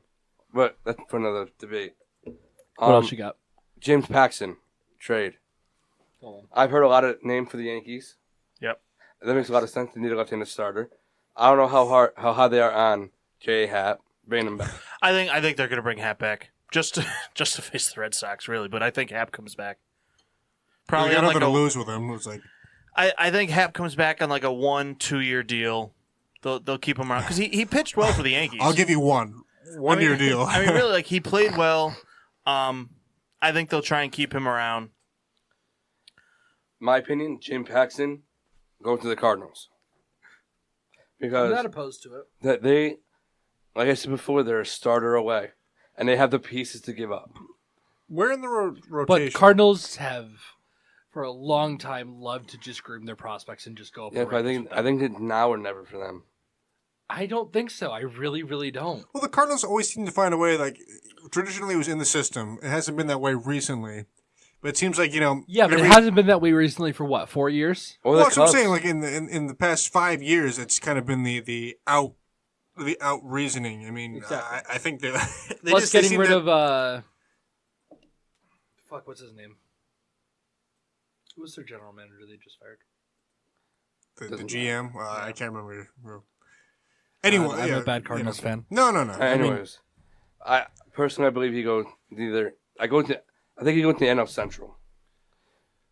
St. Louis or Chicago. God, please not Chicago. Dallas Keuchel just turned down the qualifying offer from Houston. Which everyone turns that down. I don't think he returned. I don't. don't think Houston showed any interest in bringing him back. Well, it's crappy for him because like he was the guy and now he's not the guy anymore. I think he feels and he can be the guy somewhere else. He's 30. Well, I think he does have, like, I'll say a season or two left of dominance. I think he's the new Jake Arrieta. A guy coming off playing well, but I mean, Arrieta left the Cubs and he's been fine, but he's not what he was. I think we'll see one more good year of Keuchel. But that's what I mean. Like, Keuchel's gonna Arrieta go to wasn't the Nationals. bad. It's just he wasn't the same guy he was with the Cubs. It's either going to the Yankees, which is a trend. The Yankees Or the Phillies. No, not the Phillies. I don't think the Phillies would touch No, him. Yankees or the Mariners. I think the Mariners are one of the Imagine best. with a shaved beard. I think he was one of the best I think the Mariners are one of the best offensive teams in baseball last year, but their pitching was atrocious, and they could really benefit from But the even only thing at I have 30. with that, and the managers are willing to let go of everybody. You think They really are. Felix They're on the fire finishes sale next team. season on the Mariners? Yes. If he doesn't finish him in Seattle, then they did him wrong. I agree. I agree. I'm just asking. Like, Dallas Keiko's tough because I honestly don't know. Like, He's a guy. I think he'll get a 3-4 year deal. he could go to the Reds. He's one of the guys I think will go to the. Now we can go to the Reds. He'll go to No, the but Reds. It just makes too much sense. our discussion before, I agree. I threw out that team because Yeah, no, I know, it's I know. kind of a He's whatever got the position. ring. I think he's going to go for the money now. And I think I definitely see him in an NL team. I can see it. You know what? San Diego. They've been paying these guys left and right. They haven't been able to fucking get a team together. I think he could make. San Diego proves to be doing nothing fast, Yeah. and they have the money to waste. Yeah, I think they go to San Diego, to be honest with you. Next guy. This is a trade. Yeah. It's only because I read it. Chris Bryant. The Cubs Chris said they Bryant were willing will to trade trade anybody. Yeah, I saw him. Well, I think the thing you're talking. Epstein said nobody's untouchable. He's like that. That's a stupid way to even think because I think he stays. If he wants to get traded, it makes sense. Come on. Boston. Makes too much sense. Boston. They have a lot of prospects, and they have them under contract for a few years. Yeah. And their third baseman is Eduardo Nunez and Rafael Devers. If you get Chris Bryant, I'm sorry. That team's unstoppable. The only reason I agree with everything you said. The only reason I say no is because he would be a 2-year rental. They're not going to be able to re-sign him. They're already talking that they're not going to be able to re-sign Bogarts. They think he's going to walk. Mm-hmm. You got Sale coming up. You have Betts coming up. You have Benintendi coming up. You have all these guys that they have to focus money on. I mean, bringing in Chris Bryant, sure, will probably Bring him to the it'll be playoffs good again. for the team, but I don't think they would want to give up Devers, a guy that's under team control till 2023. It's just It's they just a could. tough spot. They could. I mean, Like I said, I don't think he moves. he If would it be a good was- fit. Real If quick, I just want to hear your opinion. This team dropped in my head just out of the blue. I don't know who they'd give up for him. What about a team like the Rangers? Yeah. I'm looking at the third base. It was Jurgson Profar, Joey Gallo. Joey Gallo. Is he not in short? He's everywhere. But he mostly play third. So, Joey Gallo is not like a guy you ever foresee in being in a fixed position. I do, but I don't think the Rangers have enough prospects to get. So it's you like Mike Trout, man. It's like you have to give up the farm for this kid. I agree. So you feel the Rangers? I mean, I agree with a lot with what you're saying, but you think the Rangers don't have a The guy? White Sox could get Chris Bryant because they have the farm, but it's just tough. So you feel that there's not an active player currently that you can give for Chris Bryant? No. Anywhere? No. no. I also don't think Okay. the White Sox would give up the farm for Chris Bryant. They'd rather just give him a shot of the money. Yeah. There's one player, or if it wasn't an intense rivalry, I could see them trading him to the Cardinals. If it wasn't for the rivalry, they have Jerko, who's still on his rookie deal, that could go. He's playing great third base right now. They could give up some of the farm team, but again, like you said, it would be the rental. He'd also be an inter-rivalry trade. So, I mean, it's not likely, Move but on. it could happen. Everybody to the Pirates. Move on. Craig Kimbrell declined his qualifying offer. His agent's an idiot. Um, Just throwing that out there. he was linked to the Phillies, but I don't think the Phillies are really gonna focus on the closer role. I think he stays put. I don't think so. No. Hey, we've seen this before. He goes to the Mets. I'll tell you why. K-Rod. Guy, been dominant for a while. The Mets just make a foolish decision. don't think they needed Kimbrel. So they signed him for no reason. And he gives us, 44 saves. And then, hits his father-in-law. I agree with the division. I think he goes to Atlanta. To where? Atlanta. Oh. Back? Yeah, I think it was Goes back to Atlanta. Could. They're desperate. They're in a win-now mode. They got to the playoffs. Their bullpen's not strong. They're gonna have to overpay the shit out of him, though. They're willing to do You it. don't think so? I think whoever signs Kimbrel's going to overpay him. He just won a World Series as a closer. He's going to get overpaid. I mean, I don't think he pitched that well If he in goes- the playoffs. If he goes to a win now team, do you think he takes the opportunity for another ring to get over getting paid? No. Nope. You already Goes got for the ring. money. That's all he cared because Atlanta was bad for so long. Because Atlanta, if he goes to the Braves, he's comfortable. It's not. He got the hardware. They got the 7, 8, 9 guy. The thing with closers, too, is It can be a short window. It's a short window. Mm-hmm. You sometimes only have that one chance to make your How nut. many guys have we seen who've been dominant? It's Hot take: Chapman is not going to be the form that he was. He's falling off a cliff. Eric He's gonna Gagne. continue to. Yeah. But it is what it is. Number 10, I got Carlos Santana. I already said my view on him. I honestly think if the Phillies were smart, they'd trade him to New York for Sonny Gray straight up. Kyle, listen, call your people. Like, what the hell? Call them. In my opinion. Makes a lot of sense. I don't know how your views on it. it's tough. I mean, what you're saying makes a lot of sense. I can't agree with you because I hate it. But All right, so we got one more, and then we're gonna get to the rest of the stuff. We're gonna get to Mock's thing, and then we're gonna we close do 2 up. more. I'll skip 3 more. I'll skip it. I'll skip the rest. Okay. Corey Kluber. Yankees. White Sox. Cardinals. Makes I don't know. He's a free agent? Trade. Is it? White Sox makes too much sense. I know. They could give up Jermaine Dye and Dwayne Weiss. Good. I could see the Yankees making a run at him with the same package we were talking before, with like a Clint Frazier, Sheffield type thing. Sheffield back to Cleveland. It's just I see the Yankees going out and trying to grab one of these top end starters that are available. Marlins, they got money to spend. Mariners. All right. The next 2 are trades as well. Max Scherzer.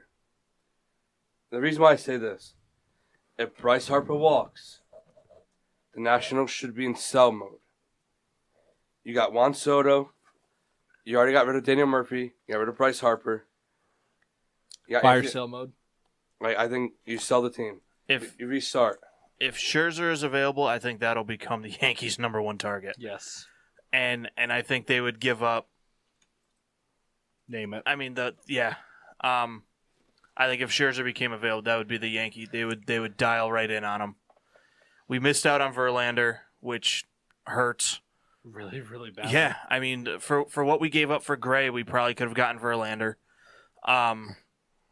I don't think they would let Scherzer go anywhere else. I think it's the Red Sox. Yankees would overpay the shit out of them to get Yeah. Scherzer. I think the Red Sox too, because That would become a bidding the war Red like Sox we've never know seen that the before. window is closing. With all the free agents that are about to happen, the Red Sox know that they need to make this team into a 2 or 3 year dynasty. All right, so you see that the Red Sox are going in on Scherzer, and you're the Yankees. What is the highest that you give for Scherzer? See, for me, not to go off what you're saying, I don't think the Red Sox need to go out and get that top end start. I think they need bullpen help. Mm-hmm. The starters, honestly, were Yes, fine for but Boston. In today's MLB, everyone goes after starters. Yes, but they already have Chris Sale. I mean, Price kind of returned to form towards Yeah, the but you end. can't count on that. But, I mean, Pomerantz was fine. You Joe can't- Kelly was fine. Porcello was fine. You can't count on them now. So I don't They see them. rose to the moment at the end of the time. I don't see them giving up everything to get Scherzer when they have good enough start. I think they need the bullpen help more than they need. I think they're going to go starting into pitching. panic mode and be like, we cannot trade for these guys. We cannot sign all these guys. I go back to my old thing. I think, I understand what you're saying and I agree with it, but I think the Nationals still think that, given their division that they're in, I think that they still think they can run table in that division for one more year without Harper. And I think they'd be looking more to acquire than to give. I like what you said, kind of the same point about the Red Sox, but for Houston, just to I don't know who they'll give up. Reunite?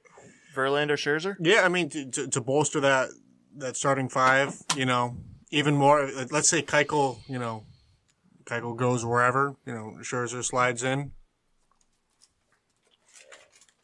All right, last name, Mike Trout. Whoever gives up everything. Cardinals. Phillies. The Philadelphia Phillies. Well, all right. If Trout's available, are you assuming that either Machado or Harper are on the Phillies? I think they can get Doesn't Machado matter. and Trout. I think they get one of those guys and Trout. But here's the thing. Trout has not yet signed his big year, Right. his big boy deal. You're right. Okay, so if either Harper or Machado is probably going to be close to a $200-300 million deal. So you think one team's going to invest $600 million in two players? Yes. Yes. Okay, but you're going to have to pay Nola. You're right. You're going to have to pay Hoskins. Okay. Those I are the mean- only two players you have to pay. Cut. You have a Hear me out. 25-man roster. Hear me out. Mike Trout, born in Delaware, basically raised in Philadelphia. Longtime Phillies fan, already known and said. Cut, but Hold that's on, hold on. semantics. Okay, yes. It's a business. Yes. I believe 100% Mike Trout wants to play for the Philadelphia Phillies. He already came out and Give them said a hometown discount. it would be. I think he would. He already said Wawa, that he wants baby. to play in the Phillies uniform, I'd give a discount for Wawa. and we Sheets is better. can give I out. think the thing too is I think if they Shut got your fucking Machado, mouth. Oh, we're gonna fight I at think this. the show. I think I'll if the fight you Phillies right now. I think if the Phillies got Machado with Nola, with some of the pitching that they have, with some of the talent they have on the serviceable talent they have on the team, I think that Trout would be willing to take a little bit less money, considering it's his hometown team and considering that he would know that his talents would put that team over the top and make them a contender. The big thing is, I think he'd be willing to take less money if he knows that over a 5-year deal he has a real shot at getting 2-3 rings. and like you said, baseball hurts without him in the playoffs. Yeah. You add him to the Phillies, automatically they're a playoff contender. He adds 15 to 20 wins with that team. Oh, listen. Trout is the best player in the league. There's no argument there. And my thinking is, him wanting to be there, because he's at every Eagles game. Am I wrong? Kyle, you're right. I want to interject real quick. Sometimes in sports, there's really bizarre things that happen for no reason. Great players go to teams that make no sense. I'm going to do a shot for this. Picture this. Trout goes to the Royals Drink. for no reason. I'm in for this. I For subscribe no to reason. Just imagine that. And it could happen. No, it can't. It Trout's could. either Trout's It either- could. It couldn't. I think It Trout's either really an Angel couldn't. or It a could. Philly. Because you know why? Weird stuff happens for things that it's like, oh, Kendall, give Why one would Mike reason. Trout go from the Angels, who has not been doing anything for him? Well, to listen. Kansas City? I think he's saying in a trade. You're saying in a trade, not free agent, No, right? I'm saying either or. Because imagine this. Then Just I think, disagree. think of this. Can Odd MLB things hap- players odd things happen in block sports trades? all the time. We, the Phillies, have the Do I most to disagree? give. I'm not even saying that because I'm a Mets fan. I think that Trout. I think the only two teams that realistically have the money and the prospects to get for Trout would be the Phillies or the White Sox, and I don't think Trout would have any interest in playing for the White Sox because they're not even close to being a playoff contender. And honestly, I don't think Trout makes them a playoff contender. I just don't. I still think that they have a lot of rebuilding to keep doing with their prospects they've got, especially since they lost Kopech for the whole year next year. But I think if he's not, I think if he's not traded to the Phillies by the time free agency hits, I think he's a Dodger. I mean, an Angel. To me, it just makes a lot of sense for the Angels to trade him because I don't think he's going to re-sign there in free agency, and they can get. I mean, we keep saying that they can get any package of prospects that they want. They could get the Royals. We have They could literally own the the Royals. Philadelphia Phillies have Sixto Sanchez, who is top 10 in all baseball prospects. Medina, who's our number 2 prospect. in the top 20. Adam Hazley, top 30. I don't know who these guys are. But Naming prospects on a team I don't follow. we have the most to give. We have the most to gain for getting him, in my opinion. Bring him home. Mike Trout's going to get traded to the Tigers. All right, you can take a shot. Well, I was going to get into my game here, but Kendall left. Do But, one more quick. Here we go, Kyle. Kyle, here we go. Ready? Yeah. 3, 2, Phillies trade, 1. Phillies trade 4 top prospects to the Angels. White Sox trade 3 top prospects to the Angels. Trout to the Phillies. Nola to the White Sox. No. All right, we'll do one more. Josh Donaldson. Indians. He was hurt Indians. all year. I think he goes to St. Louis. A lot of Cleveland. I agree. a lot of it was said last year of him going to the Cardinals, and now He's only going going to to make it there in a 1-year deal. Though. They can They're get gonna him for prove cheap. They can get him for nothing. He's getting older. He's a free agent, or that'd be a... Free agent. Oh. It's only going to be on a 1-year deal if they do Yeah. it. 1 or 2, nothing. more. Cleveland. Browns. All right. Kendall, do you have a name for my game here? I don't know what we're talking about. My thing here. Oh, you're talking about the title Mox of the Mix show? Match Mashup. The Busty Boozies. Yes, that's the name. Mox Mix Match Mashup. All right. So here's I what have mine to is. say it, though. You have to say it's time for I don't even know what you said. Mox Mix Mix Match- Max Mix Mox Mix Match Mashup. All right. Mox it's Mix time Max for matchup. Mox Mix. No, you can say it fast, dude. I can't say it fast. Mox Mix time Match for matchup. matchups. All right. Close enough. All right. So here's what it's going to do. Score update real quick. Interruption 2020. 2020, yep.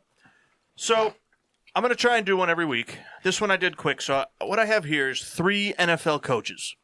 I'm going to give you the time they've been a head coach, their record, and their playoff record. Is this current or all time? Both. Yes, both. Okay. It's all over. That So would be all time. so after I read what I'm going to read, I want you guys to each tell me which option you would pick as the coach, and then I'm going to tell you who So the what, coach you're going to is. give us the options in an A, B, or C? Yes. Okay. So, If you say 0, we all know it's Marvin Lewis. Is Mother Tucker Vito? Yeah. yeah. Oh, yeah, he destroyed Vinny. So coach number 1, 16 years as a head coach. He is 130, 116, and 3. 0-7 in the playoffs. Marvin Lewis. Marvin Lewis. Coach number 2, 12 years as a head coach. 113 and 72. 7-5 in the playoffs with 1 Super Bowl. Super Bowl win? Yes. Coach number 3, 14 years as a head coach. 121 and 95. 6-6 in the playoffs with 1 Super Bowl win.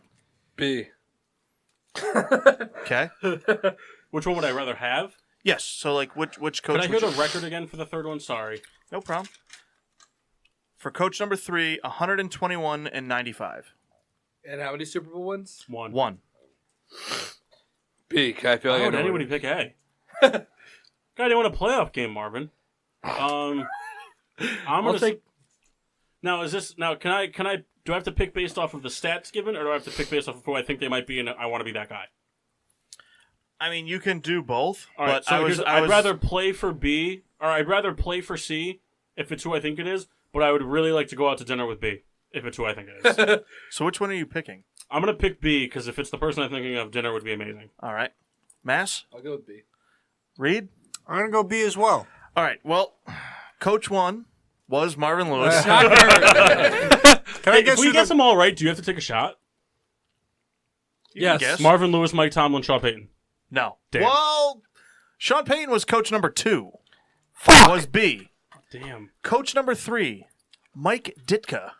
Oh, that coach. I said I'd rather play for 3. That's what you said. That Like, coach. Wow. I'd rather play for. I mean, I guess dinner with Sean Payton's not too bad. You know what, though? He's B supposed to be sounded a lot funny. like Mike Tomlin. It did. You want to know? I wanted to pit Marvin Lewis against Mike Tomlin, and then I had them both written down because if you look at my paper, I crossed out Mike Tomlin's numbers because I was looking at like, why would anyone pick the first one over him? Like they did for the other two? Know. I wanted to pick Marvin Lewis over Tomlin, and it would have made everything hilarious. You can't say 0-7. It's like well known at this point. All right, beer reviews. Souls? The juice bomb was the bomb. Excellent. The gristling from Relic, it was a pretty solid double IPA. A lot of gristle. A lot of gristle. Cool little can of this little gremlin creature with some barley. Oh, that's the bad guy from Ghostbusters. Bad guy from Ghostbusters. I love the bad guy. Kind of sick. I'm sorry. It's a cheap joke. You're drunk. Always. Reader? Hey, A10 from Warthog, double IPA. I wish J Mar was here. This is right up his alley. What's going on over there? Very good, very tasty. You know, your double IPA fans get the from Opa double IPA. Excellent, awesome artwork too. Big fan of the Warthog. J Mart, thinking of you. And I commandeered a. Who is that you're talking about? Come on, J Mart. We know it. We know he's been absent, but he's been busy. And I stole one of the juice bombs from I guess Northeastern IPA. Very good, very tasty. Souls, I understand what he's about. So. That was the Pipeworks smash. Pipeworks was good. Voltage really added a spark to the night. What's that spark? Could you explain? I got drunk. Nice. You had a second beer too, right? I did. I had Limbo IPA. That was pretty good. I was a fan of it. You have It a was third beer too? No. Oh. My other one's in the fridge. Oh. I was going to drink it. Hey, can I chug your naughty nurse just for the sake of it? I'll give you my shoe. If I put it down my pants first. Deal. Are you kidding me? So I started off with the Better Half from Founders. It was like the first time it's been bottled in like 6 years. I mean, it was quality-wise, like I could tell it was a very good quality beer, but it was just too sweet for me. The old ales are a little bit on that sweeter side, and then you had the molasses to it. It just wasn't my cup of tea. Like I said, I could tell it was good quality. And then afterwards, I had the Ciroc Cognac New. And it's actually not bad. I mean, it's definitely like in that kind of Hennessy, Remy Martin, VSOP type of range of cognac. I think it retails about $32.99 a bottle for a fifth. $20 for a pint. Chug this naughty nurse? 10 seconds. Nothing crazy. But it's pretty smooth. Not a lot of burn to it. Decent on the oak. It's got a very heavy nose though. Very heavy nose.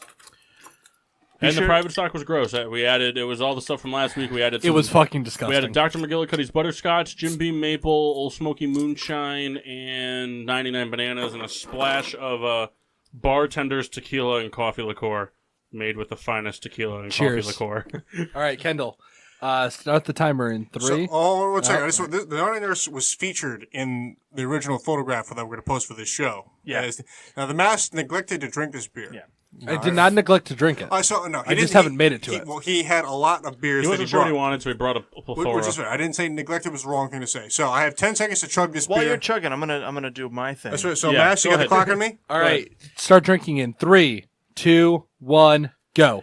Be sure to follow us on Facebook and Instagram at Getting Sports with Drunk. Twitter is GSWD_4. Make sure to use the hashtag GSWD, whether it's you're chugging a beer in 11 seconds. Time. Or having a terrible time. Be sure to subscribe on Podbean and iTunes, 11 Google seconds for Play, sure. No, about 15. iHeartRadio, Well, anywhere for the you phone. can find podcasts. Really, you guys are going to talk over me. Sorry, please. Wrong time to... Long story short, anywhere you can find podcasts or internet radio shows, you can find us. Love us. We're here every Monday night from 7:30-ish to 10:30-ish here on the PPRN Radio Network. Be sure to download the PPRN app for all the good stuff here. You got the Peter Pino Show every Tuesday and Wednesday. I'm there. Souls might be there tomorrow. I will be. Any guys? You guys want to come? I may, if I can get my homework done. You know, me and Kyle had plans for tomorrow. That is and a he hard just no. totally bailed on me. How about that? You dick. But anyway, download the Fuck you, PPRN Kyle. app. Check it out. A lot of good stuff. Enjoy it. And also, if you have T-shirts, stickers, anything with our name on it, Yeah, Mass. Post Thanks it for to- buying a shirt. yeah, dick. Yeah. Post it to social media. Use the hashtag GSWD. Tag us in it. We will I be sure could to buy give a you a shirt. shout out, invite you to the show, drink a beer, butt chug, whatever you want to do. Someone on this show is game. I think probably Kendall. The Riddler just announced our photo contest, which he is judging. So if you're There's a photo listening, contest? He announced it just now. He did it just now. He's judging it. So whatever you want to do, crazy. Yeah, you know, something's got to artsy. involve us. But you got to tag us, and the Riddler is the judge. Yeah. You know. I so. know exactly how to win this competition. Well, you better. I mean, you're a featured guest. I mean, you are a member of the squad. So. Not a member of the squad. He's a featured guest, which means that he can partake. Recurring guest. The only people who can't partake are Mock Sheen Washable.